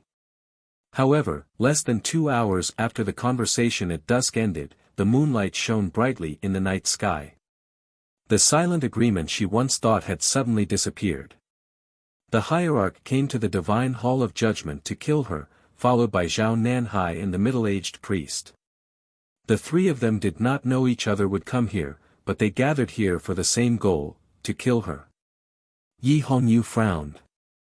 There were 2 light strokes on her pale face. Her doubts and shock could not be resolved, but she did not have time to think about it. Looking at the 3 people in the divine hall of judgment, her eyes became brighter and brighter. If Ning Ke were here, he would know that it was her reaction when she met a strong opponent. She would be vigilant but not lose confidence. She would be excited to meet a real powerhouse and then she would use the toughest means to defeat her opponent. She had shown such eyes many times in the past years of cultivation, such as when she met Ning Quebec. But her eyes were brightest when she faced Jun Mo in front of the verdant canyon. Tonight, her eyes were unusually bright, even brighter than they had been a few years ago in the verdant canyon. Because the 3 enemies she was facing were all very powerful and could be compared to Jun Mo. The hierarch of the divine halls of West Hill was a powerhouse in the Tianqi realm above the 5 states. Xiong Chumo's title was simple, but it did not mean that he was boring. It only meant that he was terrifying. Once he passed the threshold of the knowing destiny state, he would enter another world and a totally different level of cultivation. Yi Hongyu knew clearly that she could not defeat Xiong Chumo. If she could, she would have killed the Abbey Dean a long time ago after the right to light. Zhao Nanhai came from the South Sea. He was the descendant of the great divine priest of light who split the West Hill Divine Palace 600 years ago. His attainments in divine incantation were among the top 3 in the world. He shared the same path with the West Hill Divine Palace but did not share it. His state was unfathomable and he was at the peak of knowing destiny state. He would not be at a disadvantage even if he fought Yi Hongyu alone. Xiong Chumo and Zhao Nanhai were undoubtedly the most powerful bigwigs in the divine halls of West Hill. Compared to them, the middle-aged priest standing at the gate of the divine hall of judgment seemed very ordinary. However, he was the one who truly made Yi Hongyu feel wary. She even faintly felt a chill in her Taoist heart. The middle-aged Taoist stood at the door and did nothing, but it seemed that he had isolated the divine hall of judgment from the outside. During this time, Yi Hongyu tried several ways to inform her subordinates, but they all failed. This ordinary-looking Taoist was definitely not an ordinary Taoist. The Abbey Dean had been banished to the South Sea by the headmaster. During those years, the Jishou Abbey had been managed by this Taoist. His status in Haotian Taoism had not fallen. How could he be ordinary? Xiong Chumo, Zhao Nanhai, the middle-aged priest, the 3 of them could go anywhere in the world and kill anyone.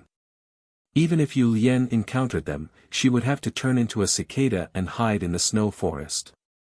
Even if Mr. First encountered them, he would have to stay far away from them. Even the drunkard, the butcher, or the chief monk of scripture might be killed by them. Yi Hongyu thought to herself, how could she win? The divine hall of judgment was dead silent.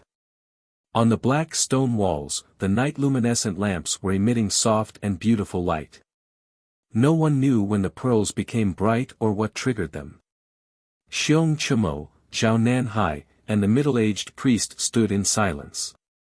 They occupied the divine hall from the far end, the middle, and the near end.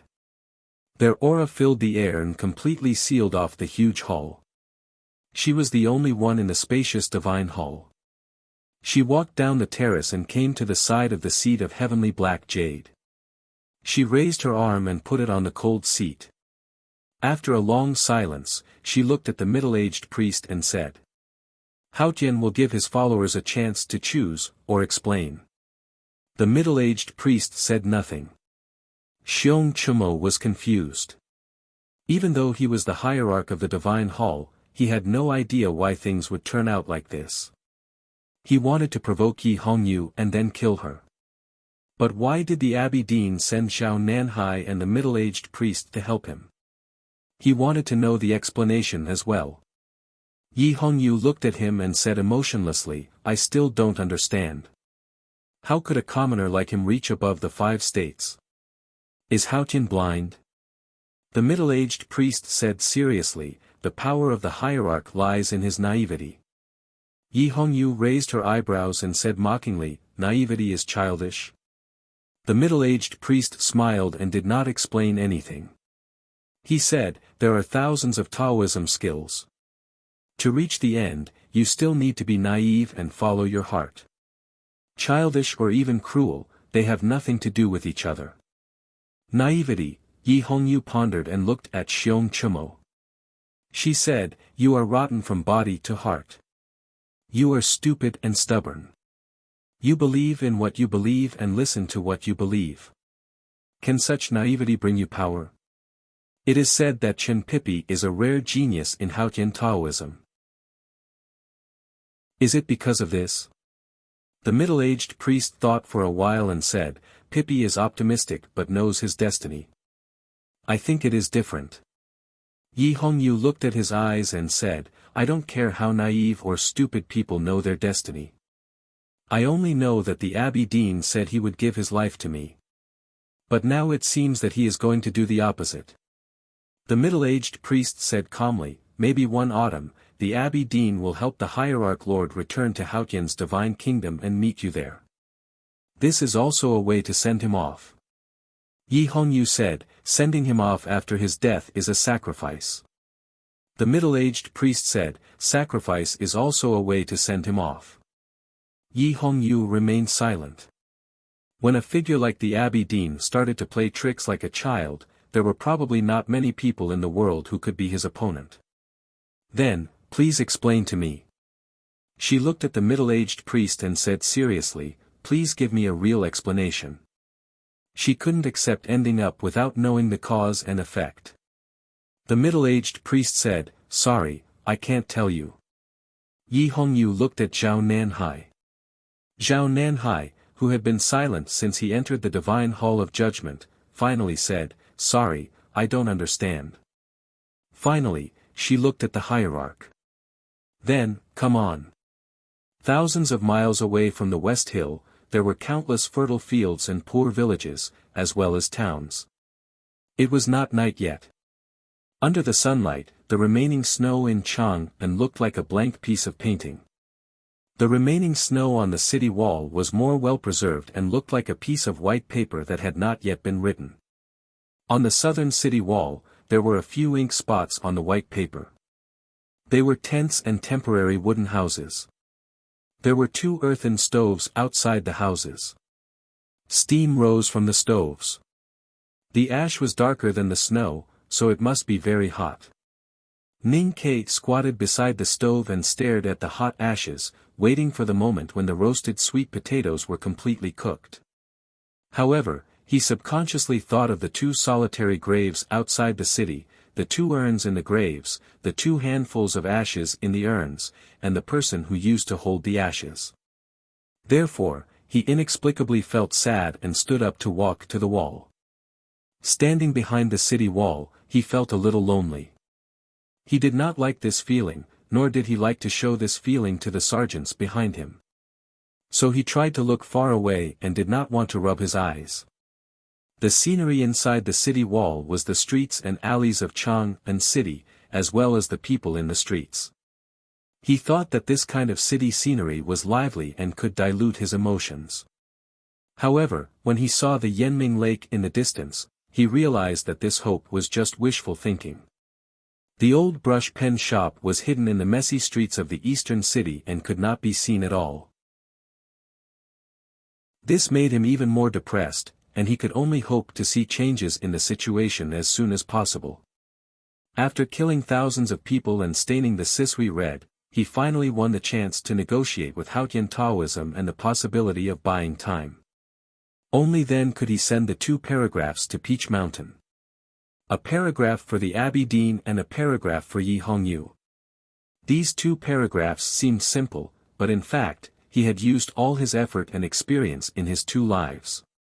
All the information from the Academy and the Tang Imperial Court could only be used as footnotes to these 2 paragraphs. He naturally had high hopes for the effect of these 2 paragraphs. He was waiting for the good news from Peach Mountain, but he could never imagine what he would be waiting for. After all, he was not Sang Sang who could calculate everything. He was just an ordinary person. Chapter 1055. Ning Ke was just an ordinary person. Then why was he so confident that the 2 paragraphs he said would have a corresponding effect and would not disappear with the wind? Because the 2 paragraphs had nothing to do with psychological warfare. What he told the Abbey Dean was the knowledge of his last life, and what he told Yi Hongyu was the experience of this life. No matter how he calculated, he could not find any loopholes. No matter how he looked at it, it was right, and it would work. More importantly, it was his understanding of the Abbey Dean and Yi Hongyu. He believed that he would be able to convince someone like the Abbey Dean and someone like Yi Hongyu. One of them would definitely be convinced by him. If he could convince the Abbey Dean, the human world would be under his control. That would be the best. If he could convince Yi Hongyu to split Taoism, the Academy would definitely win. As for Yi Su would die. Yi Hongyu would probably think that he was a cold-blooded bastard. Or had she already thought of this, but she still had to pin her hopes on the Academy? Ning Ke stood by the city wall and looked at the Yanming Lake in the distance. Snowflakes fell from the sky again.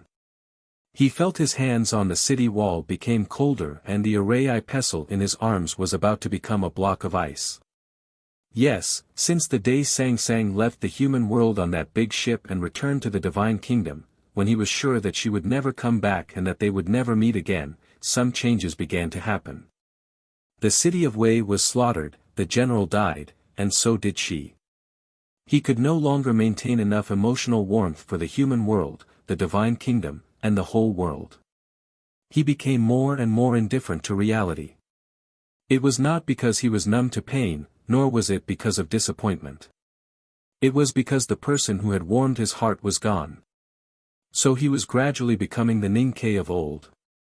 The boy who held a rusty knife in the woodshed and refused to die facing the young master and the housekeeper, the boy who walked among the corpses and cannibals and refused to die, the boy who wandered among the dangerous beasts and the even more dangerous hunters and refused to die, the boy who chopped firewood and killed people by the Shubi Lake and refused to die. That was the Ning Ke of old. He did not know right or wrong, nor did he know what morality was. He did not care about the lives of innocent people. No matter who they were just tools for him to use. Before third sister left, she told him the secret and let him know about Yi Hongyu's humiliating and painful past. He sympathized with her, but he did not hesitate to take advantage of it. Of course, Yi Hongyu was still special to him. That was why he told Chen Qi not to reveal this matter until the last moment. Even if he did, he would be careful with his words. He would not let anyone know about the past. As long as he could protect Yi Hongyu's reputation, he would feel no guilt. As for Yi Su, he did not care about the life or death of the founder of the new stream. It was Taoism's own business. If Yi Su could survive and help the new stream spread, the Academy already had a plan. If Yi Su died, he would definitely become a sage, which would be more beneficial to the spread of the new stream and the Academy. In a sense, he was a disciple of the headmaster of the Academy. He learned the skills of the Academy and inherited Kuharan's legacy. But in essence, he was the successor of Lotus. Jun Mo was far away in the West Wilderness, and the eldest brother was guarding the drunkard. Yu Lian and he were the ones who were really in charge of the Academy's affairs and leading the Academy forward. They had long been possessed by the devil. Before Yu Lian became the Grandmaster of the Devil's Doctrine, she was Lotus's hope. So it seemed that the academy was following Lotus's path instead of the headmaster of the academy. Would Lotus feel gratified or even overjoyed if he knew this after his death? But there were still some differences. The biggest difference was that Ning Ke did not go crazy. He was calculating everything calmly and coldly. He thought deeper than the Abbey Dean thought. He sent Chu Yuxian and Chen Qi to the Peach Mountain and overturned the dining table in such a drastic way to force Taoism to respond. He knew very well that as long as the Abbey Dean did not go crazy, Yi Su would not die, and Yi Hongyu would not betray Taoism. Taoism could only cope with changes by remaining unchanged and keep the human world quiet. This ending seemed to be a merciless mockery of his plan. But no one knew that this was the Academy's original goal. Because he desperately needed more time. Ning Ke leaned against the snow wall and looked at the dark sky. He looked at the bright moon that had not yet appeared. He thought that the headmaster could not win this battle, but he had to buy more time for the Academy. In the human world, only those who had the real divine sense like the Abbey Dean and the drunkard could see the subtle changes in the divine kingdom. Ning Ke was still far from that state, but he could see it clearly with the help of the big tactical array in Chang'an. He knew that the moon was slowly darkening, which made people sad. The headmaster of the academy was gradually losing in the battle against Haotian. Time seemed to be on Taoism's side, which was extremely disadvantageous to the academy. But Ning Ke thought differently. Everything he did was to buy more time. Only with enough time could he slowly plan and solve the problem of Xianwan Plain. Only with enough time could he wait for the good news from the depths of the western wilderness, and wait for the unbridgeable crack in Taoism to widen. More importantly, as time went by, more and more people believed in the new stream, and Haotian would become weaker and weaker. He was taught by the headmaster of the academy, inherited the youngest uncle, enlightened by Lotus, and favored by Master Qishan. He cultivated Buddhism in the Nirvana world for thousands of years and traveled thousands of miles with Sang Sang. He cultivated Taoism, Buddhism, and the Devil's Way. He had already understood the nature of faith. Haotian was no longer high in his eyes. Many years ago, Taoism chose Haotian for human beings. When the new stream appeared and Taoism declined, Haotian would also become weaker. It seemed too simple, but it was so correct. Therefore, the new stream and Yi Su were very important to the academy and the Tang Empire. The new stream must have time to spread to more places and win more believers. Yi Su must be the founder of the sect, alive or dead. For this, Ning Ke did not hesitate to kill thousands of people to endorse Yi Su and the new stream. But intentionally or unintentionally, he did not comment on how Taoism would deal with Yi Su. He looked at the gray sky and the falling snow in the distance and remained silent for a long time. He thought he could understand the Abbey Dean's thoughts. After all, the moon was darkening. Taoism and the academy both believed that time was in their favor. It depended on whether the academy and the new stream would work together to weaken Haotian first, or she would defeat the headmaster first. He was betting on the former. If the Abbey Dean did not agree with him, then he was betting on the latter. Ning Ke was confident about this gamble. That was because Haotian Taoism chose Haotian on behalf of human beings countless years ago. But in the end, they placed all their hopes on Haotian. Unlike the academy, Ning Ke pinned his hopes on the Tang Empire, Yi Su, and the new stream. All of them placed their hopes on the human world. Hope was in the human world. Hope should be in the human world. He looked at the sky and thought so. There was a mountain outside Lincoln, and a small building suddenly appeared on the mountain. It was autumn. After winter, the wind and snow came, and so did the crowd. Hundreds and thousands of devout followers of Haotian knelt at the foot of the mountain and kept kowtowing to the small building. Naturally, no one dared to cross the line of defense of the cavalrymen of divine halls. The new emperor died, and the sword garret collapsed. The subjects and people of South Jin had experienced too many things this year. Watching the war about to break out and the powerful northern neighbor about to die, the people were naturally depressed and nervous. Therefore, the small building, which was said to be the home of a living immortal, became the object of their worship. The two people in the building did not know about these things. Even if they knew, they would not care. Because of their status in the human world, it was not exaggerated to say that they were immortals. The drunkard leaned against the railing and drank. The snow on the railing was swept away by his sleeves, and some stained his clothes. Together with the leftover wine on his clothes, it was a strange and intoxicating smell. The eldest brother stood on the cliff outside the building, looking at the east in silence. A few days ago, the secret guards of the Tang Empire sent some bad news. Something might happen in the kingdom of Song, and some people from Taoism had already arrived there. He wanted to go there and have a look, because Yi Su was there. But he could not leave, because the drunkard was there. The drunkard should have been there, but he was drinking alone in the small building because of him. He could not travel alone. This was the most important agreement between the eldest brother and the drunkard, and also between the academy and Taoism. No one could violate it, or it would be a war. If he and the drunkard did not return to the human world, there might still be hope for the human world. Chapter 1056. Firstly, I didn't update today. Recently, I haven't updated anything. I've been saying in the comments section that I don't want to be an eyesore. But today is an exception. Tomorrow is Chinese New Year's Eve, and I want to wish everyone a Happy New Year. In the past few years, I've had to take 10 days off during Chinese New Year. This year is no exception. Because of my health, I've been working intermittently for the past 6 months. The good thing is that I've quit drinking and playing less, so I have more time. Therefore, I don't think I'll be taking leave this year. Although it's Chinese New Year, I'll still write when I can. Yep, I'll try my best to update tomorrow.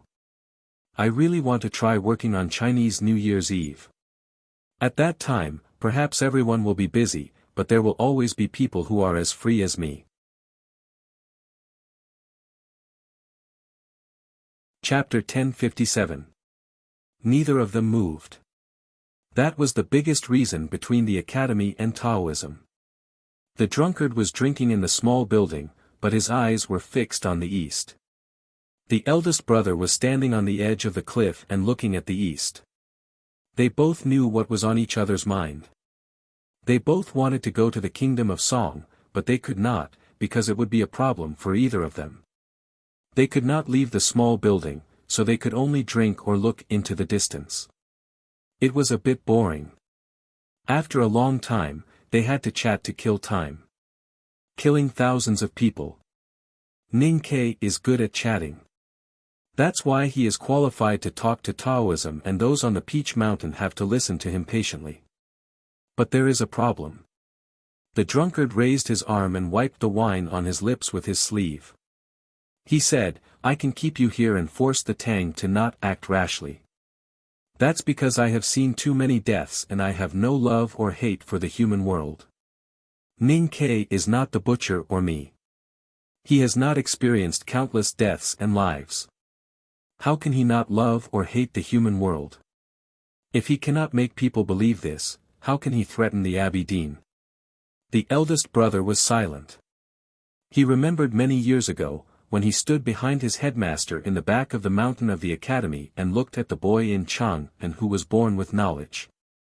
He remembered his headmaster's judgment. Youngest brother is a guest. He has been a guest in a foreign land for decades. Maybe he will develop some affection. But if the foreign land is not kind to him, then the affection will be easily torn apart. He said, "Others may not know, but the Abbey Dean must know this. Since Haotian has left the human world, the youngest brother will not love or hate the human world.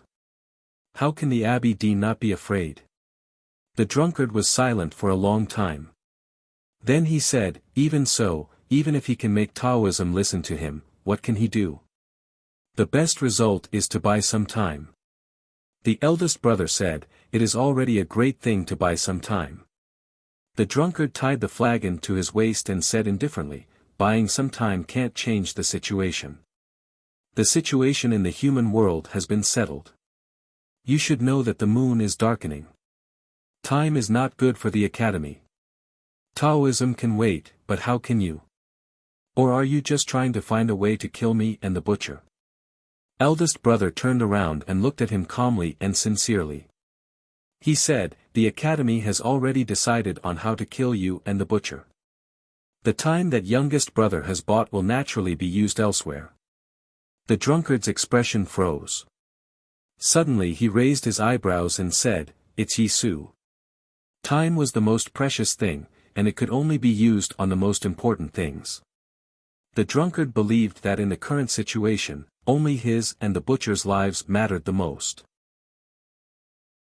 Since the academy did not spend time on the two of them, then it must be spent on someone or something that could change the situation of the human world. With his wisdom, it only took him a short time to figure out that it could only be the new stream and Yisu. If the human world was a complicated game of chess, the deciding factor would be Yisu in the Song Kingdom. Ning Ke was a very cold person. If he was sure that he could not solve the chess game and save Yisu, he would definitely abandon Yisu without hesitation and then try to gain the most benefits from it. The drunkard thought in silence and thought that if he were in Ning Ke's position, he would probably make the same choice. The situation was complicated, but the situation in the Song Kingdom was very simple. Even a child could count the number of powerhouses in Taoism and the academy. If Taoism really wanted to kill Yisu at all costs, the academy could not stop it, because Yisu did not choose to go to Chang and to accept the academy's protection.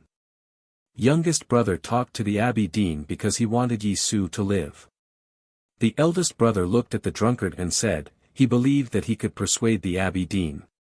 The drunkard asked, "What about Haotian?" The eldest brother looked at him quietly and said slowly and firmly, "Haotian can be gone."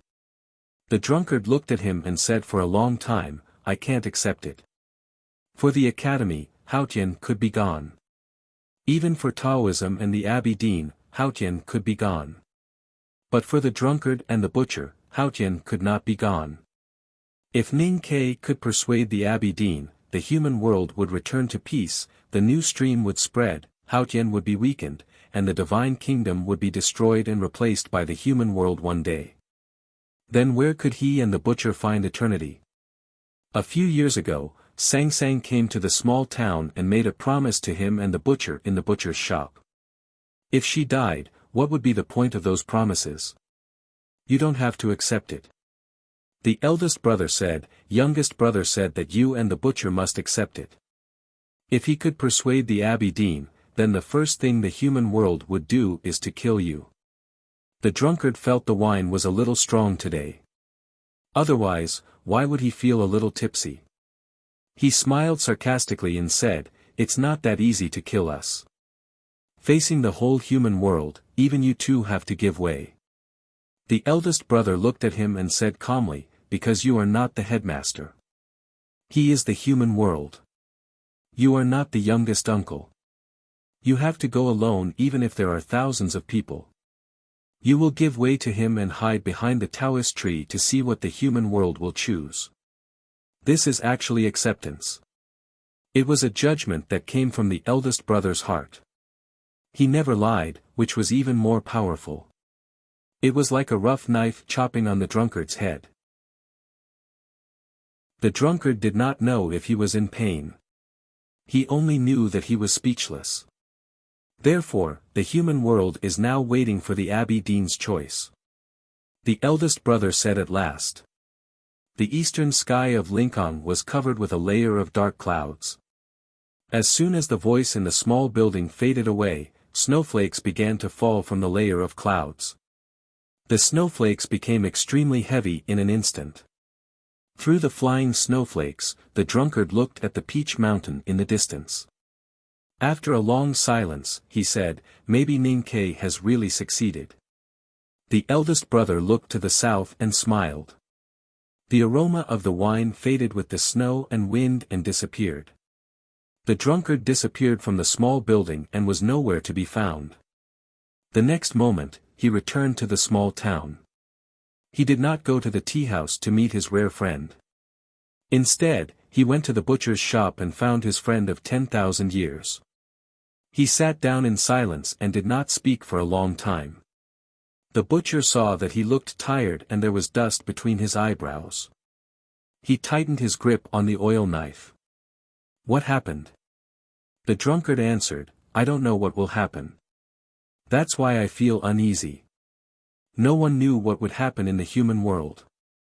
No one knew what Ning Ke said. No one knew what the Abbey Dean would choose. From the cold north to the warm South Sea, everyone was waiting in silence and anxiety. But there was still hope for the unknown. When everything fell into place, hope might turn into despair. It's such a wonderful feeling to work on the night of the New Year's Eve. The Spring Festival Gala was playing on the TV. I looked up from time to time and talked with my family. I felt that the Spring Festival Gala was very good.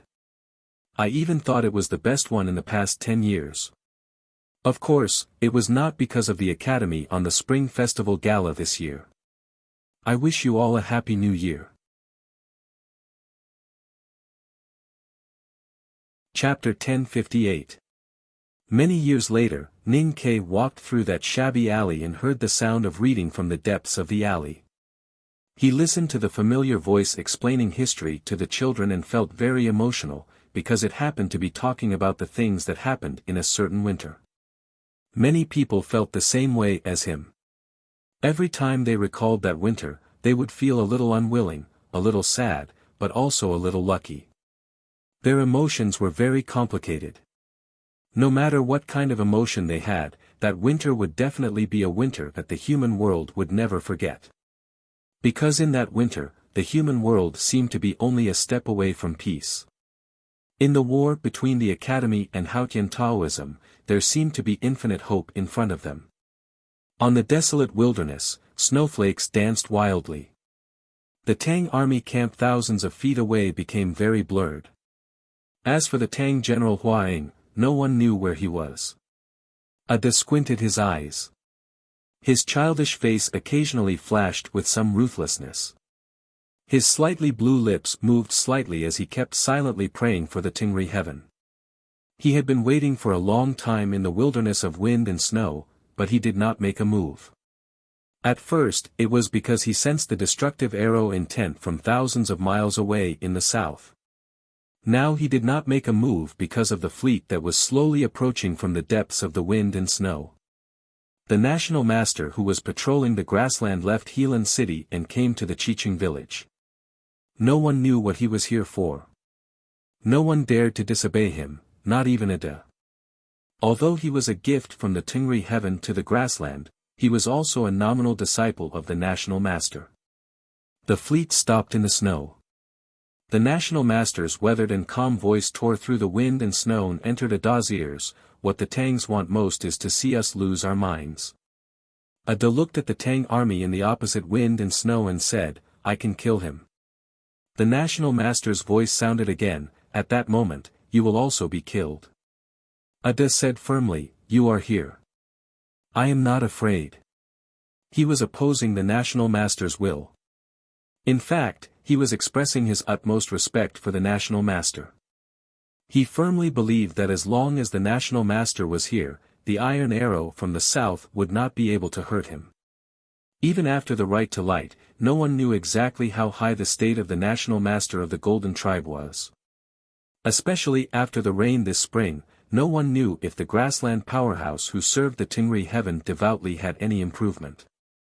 Under the premise of his vigilance, together with the dozens of powerful grassland high priests, Ning Ke's iron arrows might really be stopped. Ada felt that he should be braver in this situation. He wanted to kill the Tang general and lead the cavalry to crush the Tang army. Only in this way could he inflict pain on the person in the far south. The imperial tutor was silent for a moment before replying to his disciples' trust in him. The problem is that we don't know where she is. Yes, this was the biggest problem. Although the iron arrow pointing at the grassland in the distant south was terrifying, as long as one was prepared, one could always find a way to deal with it. As long as one controlled the state or the output of psyche power, the iron arrow could not affect this place at all. But what about the other person? That person was born and grew up in the wilderness. Although he had disappeared for decades, as long as he was still alive, he would be the most legendary powerhouse on the grassland and the most horrible demon. Lin Wu, the Grand Master of the Devil's Doctrine, the 23-year cicada cultivation, the third sister of the Academy, Yu Lian. No matter what her name or identity was, she would always be the most feared person of the grassland barbarians. In recent years, it was rumored that she was in the eastern wilderness. Therefore, the powerhouses of the Left Tent Palace were gradually declining and almost all of them were killed by her. Therefore, the National Master and the 13 priests had been guarding outside the city of Helan. This winter, the National Master finally left the city of Helan and came to the field in the south. No one knew what he was here for, but everyone knew that it must have something to do with Yu Lian. Ada understood. He looked at the Tang army in the south unwillingly and turned back. He walked into the carriage and retreated to the city of Wei with his teacher. I heard that, the Divine Hall is negotiating with the Academy. Yes. So there can be no war for the time being. Yes. Peace. I hate this word. That's for Haotian to decide. As the master and disciple conversed, the carriages moved further and further away. Not long after, they disappeared into the depths of the wind and snow. Still, no one knew where the imperial advisor was going or what he was going to do. However, everyone knew that the imperial advisor was waiting for someone to appear. He was waiting for the arrival of the Iron Arrow. Naturally, he was also waiting for Haotian's choice. Haotian decided everything in the human world. To put it simply, it was preordained. There was a sense of helplessness in the word, but also the calmness of obedience. However, Sang Sang had already left the human world. How could she tell her will to the billions of believers? When she was silent like she was in the past, the so-called will of Haotian was just the will of Taoism. To be precise, it was the will of the Abbey Dean. Hunmu stood in front of tens of thousands of cavalrymen and looked at the verdant canyon that was destined to be written in the history books. He slowly raised his right arm. On the square of the capital of the Kingdom of Song, the cavalrymen who besieged the followers of the new stream reined in and retreated. The divine priests and deacons stopped attacking because there was a new order from the Taoist hall. The Golden Tribe Royal Court was waiting for the Abbey Dean's choice. Chang and City was waiting for the Abbey Dean's choice. Everyone was waiting for the Abbey Dean's choice, only Long Qing seemed to know nothing. He could not hear the nervous breathing of thousands of people outside the wall and did not receive the latest news from the Divine Hall. He felt that the pile of firewood in the yard was not spectacular enough. He picked up the chopper again and chopped the firewood unskillfully, imagining the fire that would come later. The night was getting longer and the human world was getting colder. The warm West Hill Divine Kingdom also had a few heavy snowfalls this winter. The cliff plateau was covered with residual snow. Under the moonlight, the traces of the wheelchair were very clear. The middle-aged priest stood behind the wheelchair and looked solemn. He thought that Haotian Taoism could solve Ning Kei's situation by remaining unchanged. But it seemed that the Abbey Dean did not think so.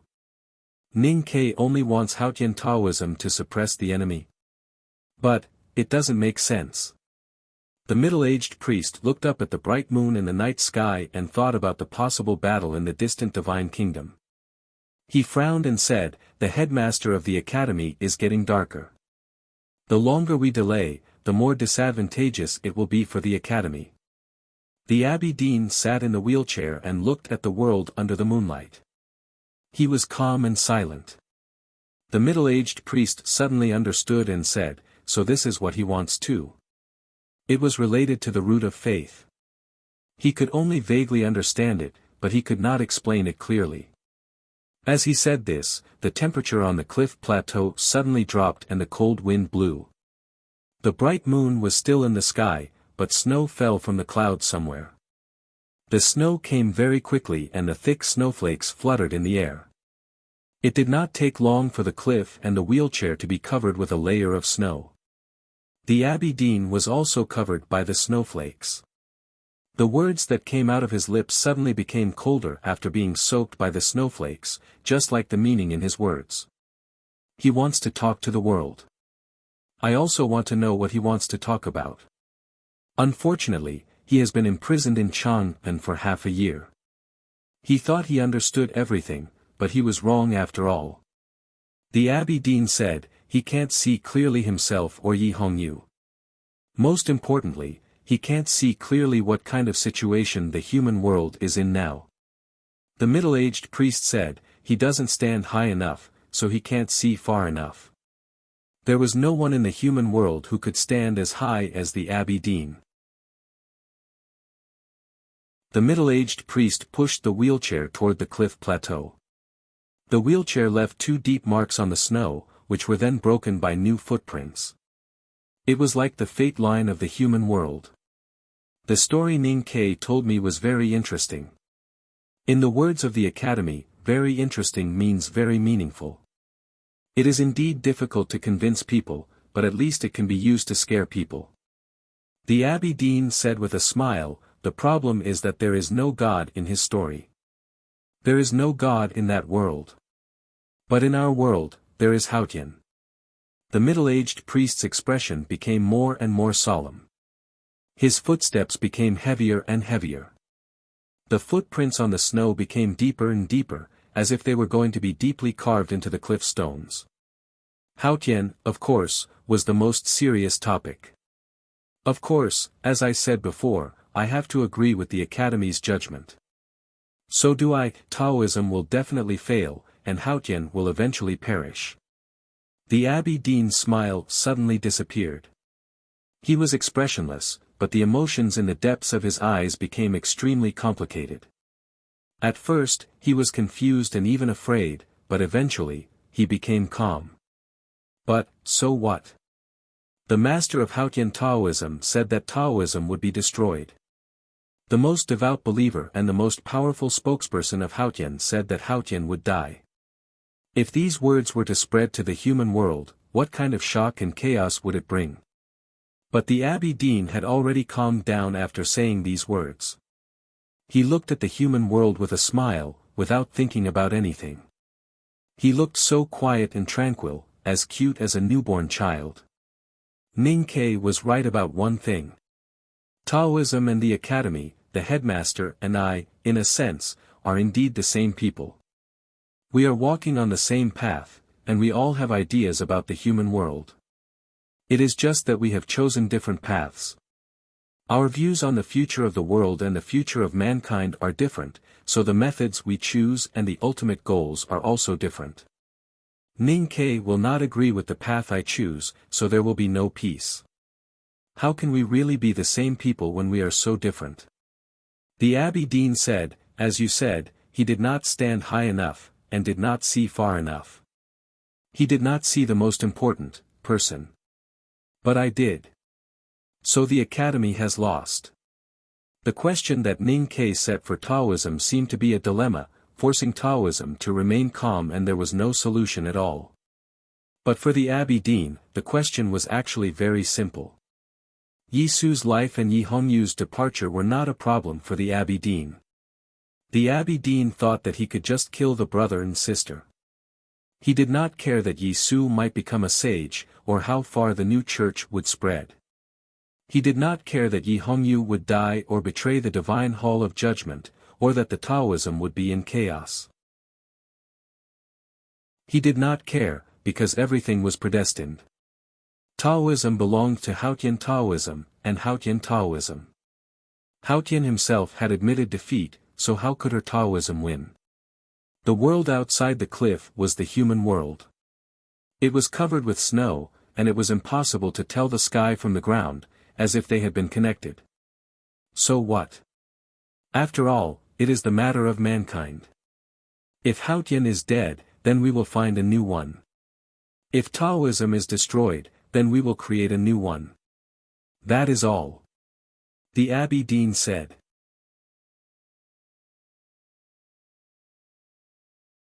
Chapter 1059. The middle-aged priest looked pale. His tranquil Taoist heart, which could never be shaken by the spring rain and autumn wind, suddenly trembled uncontrollably and even showed signs of collapse. What he heard, the hidden meaning behind the words, and the Abbey Dean's thoughts were too cruel and terrifying for the followers of Taoism.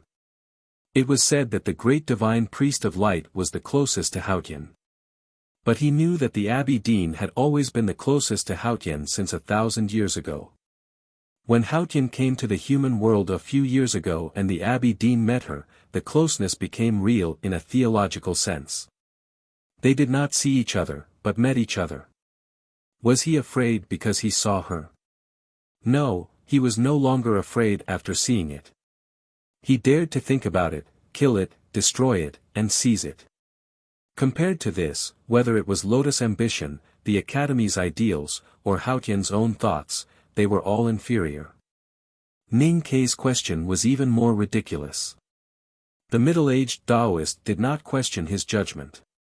He looked at the snow on the cliffs and felt the cold wind blowing against his face. He suddenly felt a little sad because he was about to see the destruction of a complete old world. The old world that he had once worshipped and protected with all his heart, the world that he cared about. Is there really no other way? The flame of the new stream will burn the entire human world. The old Taoism and the old divine halls will all become the new sacrifices in the fire. Even if the headmaster of academy in the Tang Empire are destroyed, Taoism cannot change the result. But why should we be sad? It's just nirvana. We should celebrate.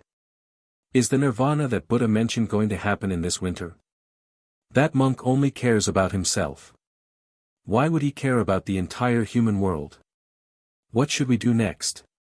The fate of the human world was decided by heaven. The Abbey Dean turned his eyes from the night sky to the world of wind and snow at the foot of the mountain. He looked at it for a while and continued, but now it's in the human world.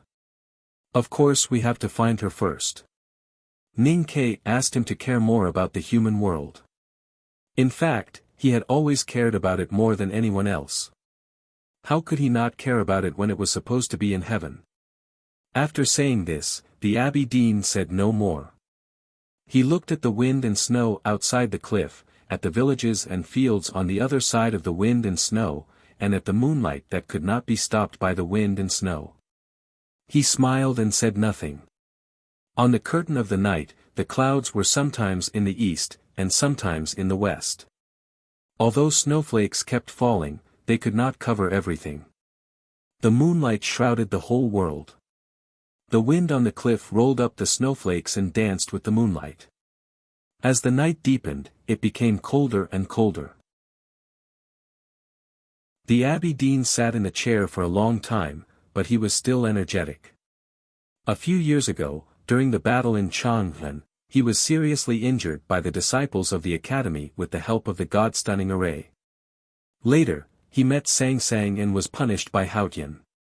Since then, he had become a disabled old man with his ocean of qi and mountain of snow destroyed. Logically speaking, it would be extremely difficult for him to endure such a bitter cold night. However, he just sat there quietly without coughing. His face was not pale, and there were even 2 red spots on his cheeks. His expression was always so calm. His eyes were filled with a yearning for the beautiful scenery of the world, and he was curious about the moonlight, snowflakes, and the sky that sprinkled moonlight and snowflakes. He was as innocent as a child. Hengmu and Nada, the divine sons left by Haotian in the human world, often looked innocent as well. However, that innocence came from their alienation from the human world and their own age. The Abbey Dean's innocence was different. He looked at the human world quietly and thought about it. He seemed to be ignorant and omniscient. He was a little dull, but not disgusting. He was a little cute, but not annoying. He was different from Hengmu and the others. He was also different from the previous Abbey Dean. He was calmer, like an unintentional cloud that floated out of the mountain, pure and admirable. When he entered Chang'an, he flew in the wind like an immortal. In the eyes of the common people, he was like a real immortal. After he was disabled, he became a real mortal. From an immortal to a human, he was a Zhenren. The middle-aged priest looked at him in the chair and felt the innocent aura. He vaguely understood something and sighed with emotion. It turned out that there was a world above the tranquility. The Abbey Dean suddenly moved. His hands left his knees and slowly landed on the armrests of the wheelchair. The snow under his palms melted into spring water due to the heat. His expression was as pleasant as spring water. The middle-aged priest was shocked and speechless. He was shocked because his guess had become a reality. It seemed that the guess that excited him was about to become a reality. The middle-aged priest's hands on the wheelchair trembled a little. The Abbey Dean's scheme was broken by the academy and his people were hurt in Chang'an. However, it was Haotian who really turned him into a mortal. What did this mean? The Abbey Dean stood up and left the wheelchair. It was like the action that human beings had done tens of thousands of years ago. The snowflakes mixed with the moonlight fell slowly on the cliff plateau. The cold wind kept blowing, making the Abbey Dean's indigo Taoist robe flutter. However, it could not mess up his white hair. Look, it really looks like a dog. The Abbey Dean looked at the night sky and said slowly. The middle-aged priest did not understand what the Abbey Dean meant. He also did not know that 20 years ago, the headmaster of the academy raised his cup to the sky and said something that sounded different but actually had the same meaning. After saying this, the Abbey Dean clasped his hands behind his back and walked down the cliff in the wind and snow. His indigo robe fluttered in the wind and snow. In the deep night, he left Peach Mountain and disappeared. Looking at the footprints left by the Abbey Dean, the middle-aged priest was silent. The Abbey Dean had already walked down Peach Mountain. All he could see was his back view and his heart filled with awe. After a long time, he came to his senses. He looked at the wheelchair and smiled. He pushed the empty wheelchair to the edge of the cliff and pushed it down. The cliff was so high that the sound of falling snow could be heard. Naturally, the sound of the wheelchair falling could not be heard here. No one knew when the Abbey Dean would return to the Peach Mountain. The middle-aged priest quickly calmed down. He was a true powerhouse of Taoism and he had absolute confidence in the Abbey Dean. Taoism had existed for countless years and had produced many great figures. They had contributed a lot of wisdom to mankind. For thousands of years, the glory of the human world seemed to be concentrated on the headmaster of the academy and the headmaster of the academy. But Taoism was still Taoism and the Abbey Dean was still the Abbey Dean. The middle-aged priest left the cliff plateau and went to the Divine Hall of Revelation. No one knew what he said to Zhao Nanhai in the Divine Hall. But then Zhao Nanhai silently followed him to the Divine Hall of Judgment. At that time, the hierarch had already arrived. Looking at the woman wearing the divine robe of judgment on the terrace, the hierarch admired her. She walked to the seat of heavenly black jade in the moonlight and bloomed like a flower of blood. He had always admired her. He had liked her since they were little. But he had to kill her today. The Abbey Dean had decided the life and death of her and her brother. Please give me a real explanation. Sorry, I can't say. Something went wrong when I logged in. I have to go to the village tomorrow, so I have no time to write. I hope everyone has a good time and drink less.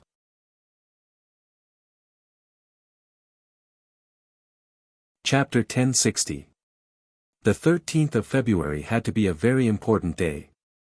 The academy had 2 floors, and there were 13 disciples on the second floor.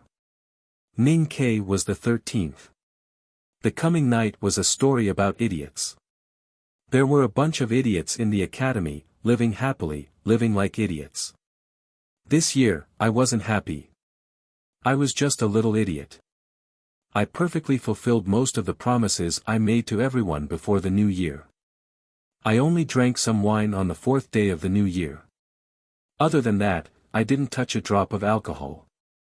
I didn't go out to play either. I didn't waste my time. However, I couldn't do anything. Since the 5th day of the new year, I basically stayed at home to recuperate. Well, what an indescribable failure. Looking back at the past 6 months, I really had a lot of feelings and annoyances. Tomorrow, I would resume updating. I didn't want to be so intermittent anymore. That would be too weak, too weak. I couldn't allow myself to be so weak anymore. Because I was strong and the stories I wrote were very good. I wanted to overwhelm everything. I used the words I wrote many years ago when I wrote about Inshio to encourage myself. At the same time, I wanted to encourage everyone, no matter what kind of situation we encounter, we must not be depressed. We can't be depressed. We can only be lush. That is unbridled growth. If I were a fish, I would jump out of the sea. If I were a flower, I would bloom wildly on the other side of the shore. I would bloom everywhere and keep on blooming. I would be an idiot. This was probably what a weirdo meant. I just wanted to be that weirdo. If you pluck me and stick me in cow dung, will you thank me when I see the end? I don't think I will thank you. I thank you all. See you tomorrow.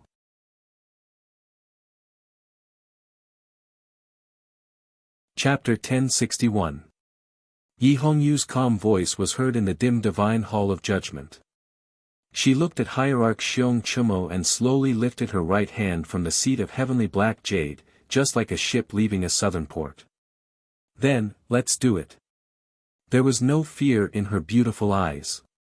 Her calm emotions revealed a strong self-confidence and an indomitable determination. Even this hopeless battle could not make her feel any despair. The hierarch, Zhao Nanhai, and the middle-aged priest stood at 3 different corners of the hall, looking at her in silence. Such a powerful team had no reason to doubt themselves. Even if the woman beside the seat of heavenly black jade was Yu Lian, they were confident that they could take her down. But they still had to be cautious. Because tonight their opponent was the youngest great divine priest of judgment in the history of the divine halls of West Hill. She was probably the best fighter in the Peach Mountain in the past 1,000 years. She would not win, but she would not lose so easily. Yi Hongyu's hand left the seat of heavenly black jade. The dim light in the hall changed as if thousands of rays of light were picked up by her fingers like a spider web. The moonlight and starlight outside the hall refracted beautifully.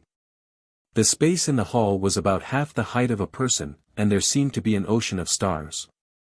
She stood quietly in the starlight, as holy and beautiful as a virgin in the divine kingdom.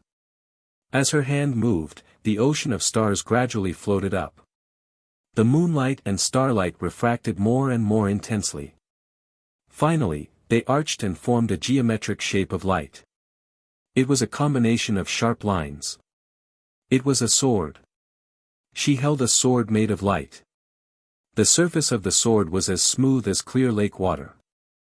The surface of the sword reflected the blood-red robe of judgment, as if there was a red fish swimming in it. It was an illusory sword, but it was real. It was her Taoist sword. Outside the hall, a gust of wind blew.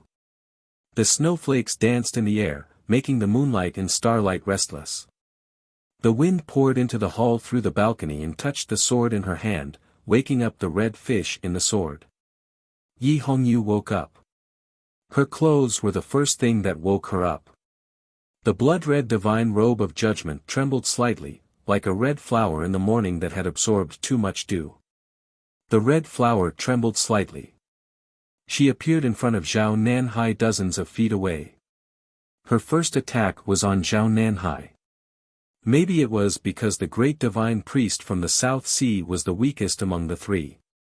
Zhao Nanhai was at the peak of the knowing destiny state, but he was still relatively weak. This fact could only make people feel even more hopeless. Tonight's battle in the divine hall of judgment was a real battle between the strongest. For her, it was a losing battle. But she still wanted to give it a try, because she was not used to giving up before the battle was over. Just like what she had told Ning Ke many years ago, since they were going to fight, they had to win. Yi Hongyu floated in the sea of stars like a bloody flower. She did not think of anything but victory. She was so focused that it was terrifying. Her picturesque eyes were like mountains and rivers. Her black hair was like a waterfall, and she wore a divine crown that was as heavy as mountains and rivers. As the great divine priest of judgment, she carried the mountains and rivers with her. A green mountain and a stream of water came from the night sky. Even with Zhao Nanhai's cultivation base and Taoist heart, he could not help but feel shocked. Zhao Nanhai wanted to evade, but his feet were rooted to the smooth floor of the Taoist hall like they were made of iron.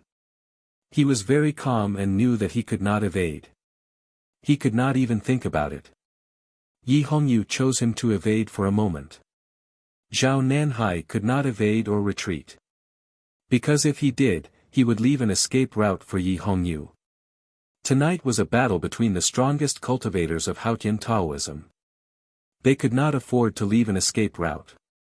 They could not leave an escape route. They could not leave an escape route, not only for the enemy but also for themselves. Looking at the mountains and rivers falling from the night sky and the beautiful woman in the painting of mountains and rivers, Zhao Nanhai's expression became extremely determined.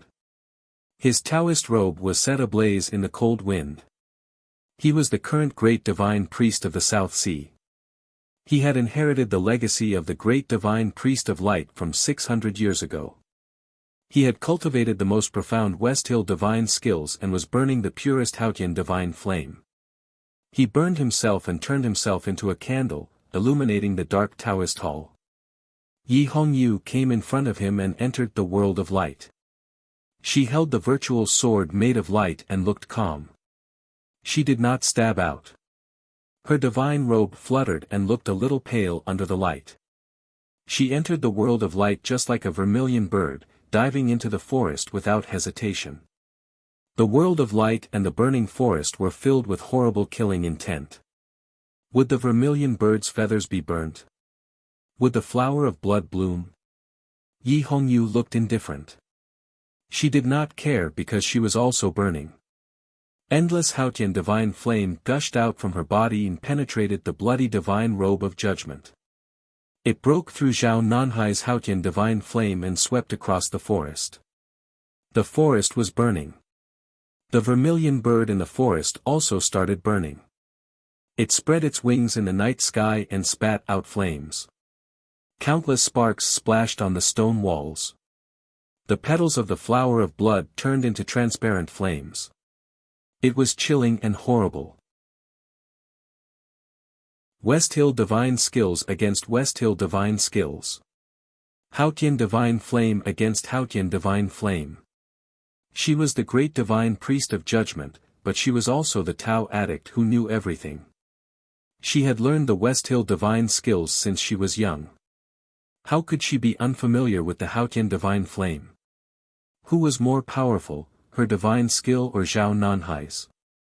They were both at the peak of the knowing destiny state. They were both powerful divine skills.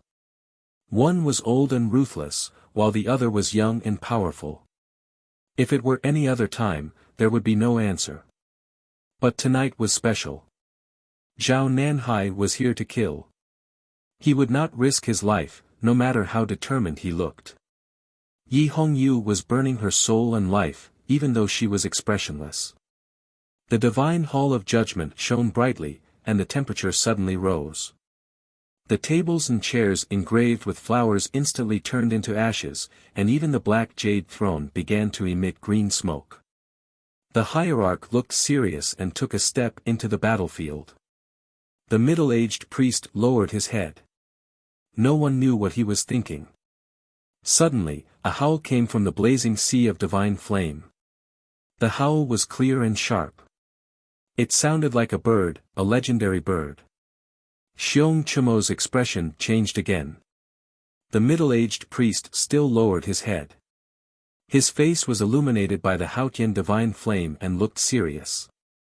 Sparks flew and the flame split. A path appeared in the sea of fire. A blood-red phoenix flew out from the depths of the sea. As soon as it spread its wings, the divine hall started to burn. There was no real phoenix in the divine hall of judgment. There was only the purest and most solemn Haotian divine flame. She flew in front of the divine flame like a proud and violent phoenix. The light dimmed and Zhao Nanhai appeared on the ground. His face was pale and there was blood at the corner of his mouth. Obviously, he was badly injured. He looked at the phoenix with admiration and sympathy. The youngest judge in the history of Haotian Taoism was unbelievably powerful. However, she had to die because she was so powerful. The more powerful she was, the more Haotian Taoism would not allow her to live. Zhao Nanhai was defeated and injured in this contest of divine skills. But Yi Hongyu did not achieve her goal. Zhao Nanhai did not step aside and she was still in the battlefield. She did not defeat Zhao Nanhai, the weakest one, at the beginning. It was a pity that she could not leave. But there was no sign of regret on her face. Or maybe it was because Zhao Nanhai was not her real target. The fire of Haotian's divine flame that burned the stone walls made her graceful body heat up a little. Or maybe it was just a warm-up. Under the cover of the raging sacred flame, she came to Xiong Chumo at an incredible speed in the hall and in the chaos of light. Or maybe this was her goal. In the deepest part of her eyes, there were countless stars vanishing. It was hard to see what she was thinking. Her right hand holding the sword was hidden in the blood-red gown of judgment. It was hard to see if it was stiff or not. She was holding a virtual sword in her hand, which was also her natal Taoist sword. She did not use her sword when fighting against Zhao Nanhai. Now that she was here, would she use her sword or not? The next moment, her sword was still in the scabbard. The sword and the scabbard were both fake and real. The next moment, the scabbard was gone and the sword appeared in front of her. She used her sword. An extremely sharp sword style was generated in the bright Taoist temple. It tore the air in the temple. The sword style that stood at the peak of the 5 states was about to tear the space apart. Her sudden and decisive turn in the air was unimaginably fast. This sword will was even faster. Even Liu Bai and Jun Imo at their peak could only be as fast as this. In front of the sword intent, if it was any other expert, they would probably be cut into 2 by the sword. But the one she was going to kill was the master of the divine halls of West Hill. It was difficult. Xiong Chumo looked serious. His pupils shrunk to the size of black beans. He had been prepared since she left the sea of fire. When the sword style came to him, he had already reached his hands into the night sky. The night sky was dark. There was no light. But the divine kingdom was right there. Facing a dangerous enemy like Yi Hongyu, Xiong Chumo did not hesitate to use his strongest move. It was also the key to victory. An extremely powerful force, a force that didn't belong to the human world, came from the depths of the night sky, from the divine kingdom, across tens of thousands of miles, through countless clouds and mountains, and poured into his body. Tianqi. Yi Hongyu's sword was already at the peak of the 5 states. It was only a hair's breadth away from the sky. But Xiong Chumo's state had surpassed the 5 states. It came from the sky. Even if it was only a hair's breadth away, it was still a distance that was hard to cross. Xiong Chumo's thin and short body suddenly became extremely mighty and huge, like a heavenly god. In his body, there seemed to be an endless amount of power surging and boiling. He reached out his right palm and slapped at Yi Hongyu. The childlike palm swayed like a cattail leaf fan in the process of breaking the wind. The huge fan-like palm grabbed the throat of the fire phoenix. In the dazzling white divine light, the fire phoenix screeched shrilly. Although it was difficult to write, it was a very good start. Happy holidays and interesting life. See you tomorrow.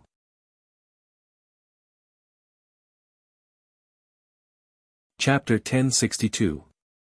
Xiong Chumo stood in front of the divine light and gripped the phoenix's throat mercilessly. The scorching Taoism temple echoed with shrill cries. The cries were getting louder, angrier, and more painful. The phoenix struggled angrily. Countless blazing white streams of light peeled off from its body and fell to the ground, igniting a sea of fire. That austere sword essence, hidden in its body, was constantly exploding. Xiong Chumo's face suddenly turned pale, but his expression was still indifferent. His short and skinny body became as majestic and powerful as a god under the support of the majestic power. Many people could not understand Xiong Chumo's power, such as Yi Hongyu. Since the title of the hierarch of the divine halls of West Hill could not give a cultivator innately powerful, then where did his power come from? How could this wretched and disgusting dwarf have a state above the 5 states? Just because he was Haotian's dog?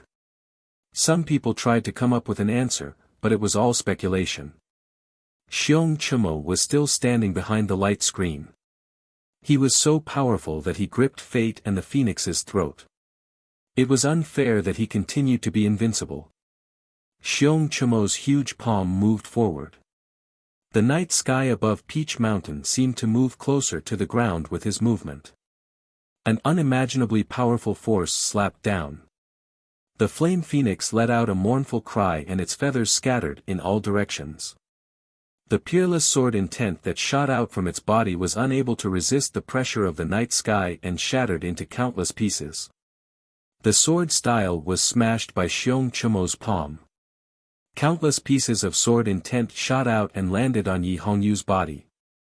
Countless tears appeared on her blood-red robe of judgment, and blood seeped out from within. That was the horrifying backfire. Yi Hongyu looked pale. The stars in her eyes were fading away at a faster speed. Her red right sleeve turned into nothingness under the power of Tianqi, revealing her jade-like wrist. The sword style was gone, but she was still holding the sword in her hand. Her black hair danced in the wind like a waterfall under the strong wind. She looked at Xiong Chumo with emotionless and soulless eyes. Her soul was burning, her life was burning, and the blood that flowed out of the countless wounds on her body was burning. She used the divine arts of the Western tomb to burn her body and soul into a pure and holy divine light. She wanted to hug Xiong Chumo. Unlike the humiliating hug many years ago, her hug had no other meaning. It was not fanatical, not cold, just calm, a calm invitation to die with him. Looking at the burning Yi Hongyu, Xiong Chumo's pupils constricted as he sensed the hidden horror. His body began to tremble, and his face became even paler. A thunderous roar burst out from his lips. Heavenly beheading. He was the master of the West Hill Divine Palace, and his voice was like thunder. In the middle of the night on the Peach Mountain, thunder boomed through the peaks and valleys, waking up the hibernating creatures under the earth and startling the thick clouds that no longer squeezed out snowflakes. Then it arrived at the unknown divine kingdom in the depths of the night. The night sky slowly pressed down on the ground. The overwhelming and unstoppable power in the divine hall of judgment became clearer and more direct. Xiong Chumo's palm finally broke Yi Hongyu's remaining sword style and the holy flame. His palm landed on her shoulder and pressed on her. There was a muffled sound. The cloth on Yi Hongyu's right shoulder was torn to shreds, revealing her bare skin. Her shoulder still exuded a fresh fragrance amidst the blazing flames and terrifying power. Her bare shoulders were a perfect contrast between holiness and terror. It was very alluring. Xiong Chumo's palm landed on her shoulder. In an instant, he recalled a lot of things. His eyes changed slightly, and his pupils became deeper like a bean. Like a bean oil lamp, he felt a bit gloomy, satisfied, greedy, and regretful. She died as soon as the palm landed. Even if she was Yi Hongyu, she would definitely die after being hit by Haotian's power. The only thing that puzzled Xiong Chumo was that her eyes were still so indifferent. Could she be so obsessed with cultivation that she could ignore life and death? The next moment, Xiong Chumo realized why Yi Hongyu was so calm. Because she would not let his palm fall on her body as easily as he did years ago. There was a wound on her right shoulder. Just like other parts of her body, it was dripping with blood. The gown of judgment was torn. However, under the blood, deep in the wound, there was a golden thread shining. This golden thread was the biggest difference between her and ordinary cultivators. There were countless powerhouses in the cultivation world, but she and Ning Kei were the real exceptions. They were the real ruthless ones. She was obsessed with cultivation. She was not crazy enough to ignore life and death, but she was crazy enough to turn her body into a sword. That was her real Taoist sword. The gown of judgment was torn. The scabbard was cracked. She, the sword, was officially unsheathed. The golden thread bounced up and danced gracefully. It landed on Xiong Chumo's palm softly. Compared to the giant palm, the golden thread was softer than the thinnest barnyard grass in autumn. But it was her natal life. It was tougher than the sharpest sword, unbreakable and indestructible. With a slight sound, a thin red line appeared on Xiong Chumo's index finger that was about to touch her shoulder. Blood flowed out from the line. Then the white bone was broken. Xiong Chumo's index finger fell off the branch like a ripe fruit. Xiong Chumo's face turned extremely pale. There was endless pain in the depths of his eyes. His thin face was filled with endless anger. Then, he became calm again.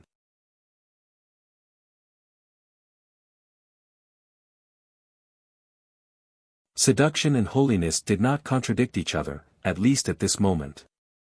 Blood dripped from her body, fell to her feet, and flowed into the cracks in the stone floor. The crevices were gradually filled with blood, and then they began to glow like lines. In the sea of blood, there was light. When the light shone, it was a confinement. The middle-aged priest's expression finally changed. Because he was in the center of the confinement. I think I can write more tomorrow, right? I feel like I am recovering quickly. Ha! By the way, Yi Hongyu's upper body was naked, and she was covered in blood. I can refer to some oil paintings. Of course, if it was an Oriental woman, it would be a good movie.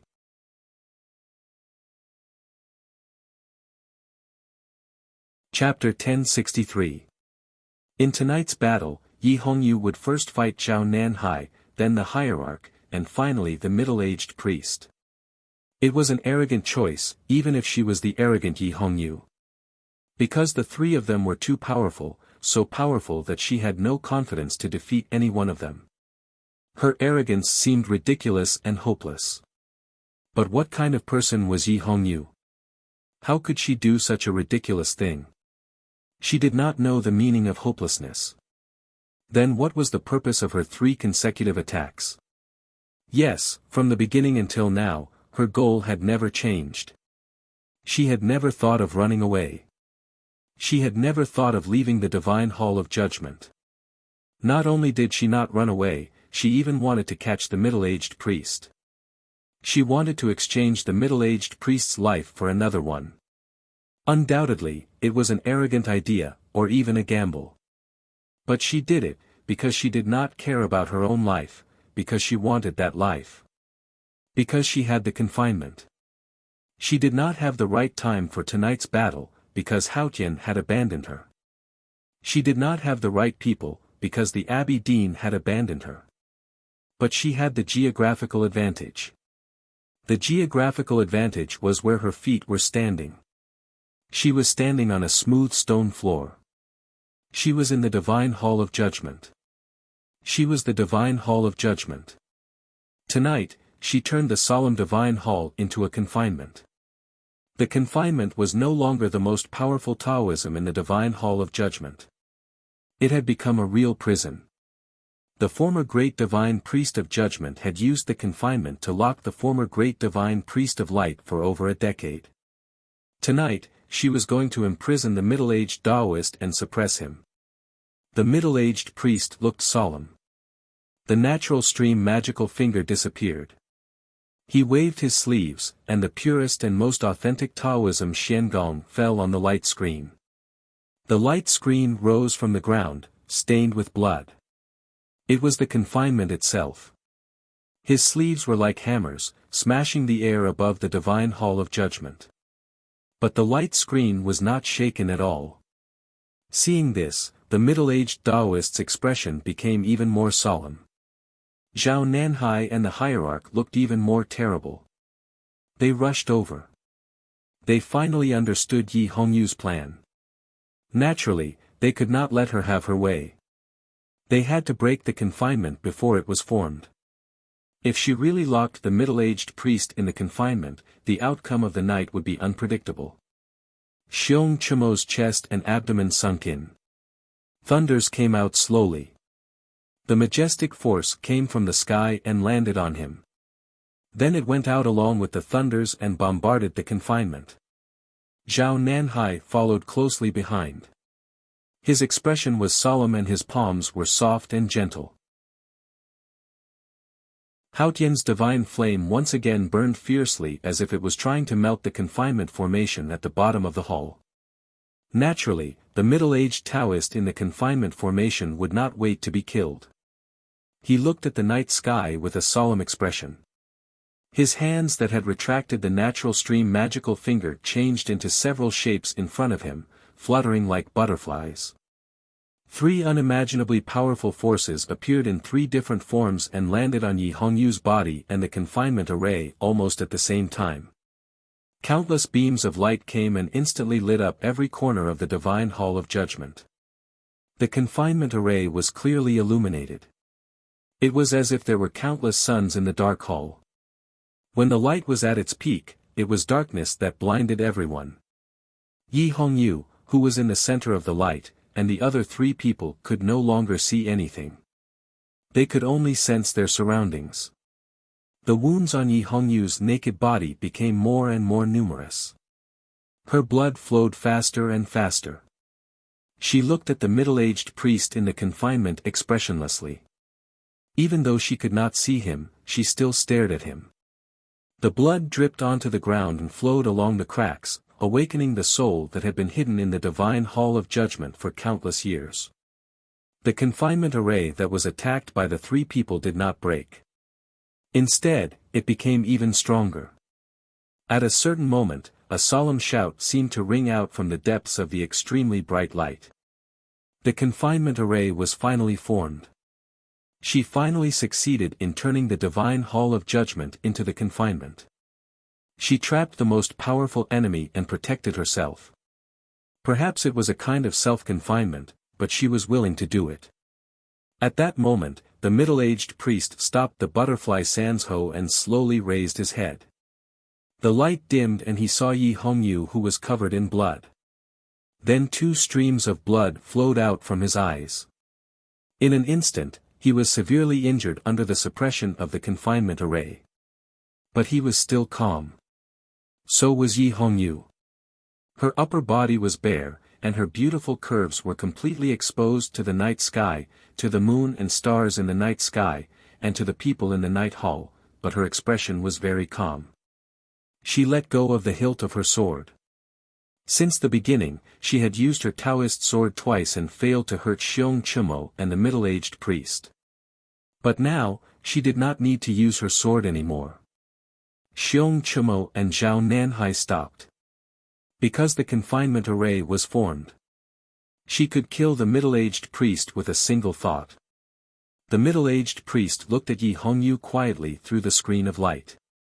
He was silent for a long time. His expression was mixed with admiration, solemnity, and pity. "It's meaningless," he said. Yi Hongyu said, "Xiong Chimo and Zhao Nanhai are just 2 dogs. It's meaningless to take their lives. But uncle, you are different. The Abbey Dean wants you alive." The middle-aged priest looked at her and said with pity, "Even so, it's too late now. Long Qing should have taken action in the kingdom of Song. Even if the Abbey Dean wants me alive, it's meaningless. Hearing this, Yi Hongyu was silent. And, you can't trap me. The middle-aged priest put his hand into his chest and sighed, so, it's meaningless. Yi Hongyu looked at his hand and raised her eyebrows. She said, you can't break the confinement. When Wei Guangming betrayed Peach Mountain, he said, I have a bright heart. How can the confinement trap me? I'm not as powerful as the Elder of Light. Your confinement is more powerful than the previous one. But it still can't trap me. When the middle-aged priest's hand reappeared, there was a book in his hand. No one knew what the book was made of.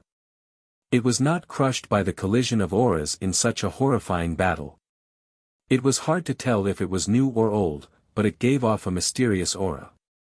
Looking at the book in his hand, the middle-aged priest hesitated and felt regretful. Yi Hongyu vaguely guessed the origin of the book. Her expression changed suddenly. After staying in the confinement for a long time, I returned to nature. The middle-aged priest finally made up his mind and recited slowly. As he recited, the book in his hand slowly turned to a page. The first page of the book was flipped open, and the page was instantly burned to ashes. A tremendous power, which was very similar to the power of Tian Qi, burst out from the disappearing page and bombarded the confinement formation. However, it was even more real than Tian Qi's. With a loud bang, the confinement trembled slightly. Looking at the scene and sensing the magical power in the book, Yi Hongyu knew that her guess was right. Her expression changed and she said coldly, how dare you use the tomes of arcane as a weapon? Yes, the book in the middle-aged priest's hand was the tomes of arcane. The arcane tome of the fall. One page fell and the world was shocked. Not to mention the confinement. Yi Hongyu spread her arms. The divine robe of judgment and her black hair danced wildly in the wind. She was going to use the confinement of the divine hall of judgment to fight against the tomes of arcane. The middle-aged priest's expression was very serious. He realized that one page of the tomes of arcane was not enough to break the confinement. So the tomes of arcane continued to burn. The pages of the arcane tome of the fall fell to ash one by one. It was as if an endless amount of the most primitive power was released and attacked the night hall in all directions. The middle-aged priest looked at the arcane tome of the fall in his hand. He looked more and more pained. Who could bear to destroy the tomes of arcane with their own hands? The battle between the confinement and the tomes of arcane continued. The pages of the arcane tome of the fall were burning. The divine hall of judgment kept shaking. Countless cracks appeared on the stone walls and pebbles fell, as if an earthquake was about to happen. The battle had entered the most horrifying moment. The people on Peach Mountain were finally awakened by the hierarch Tianqi and the huge commotion.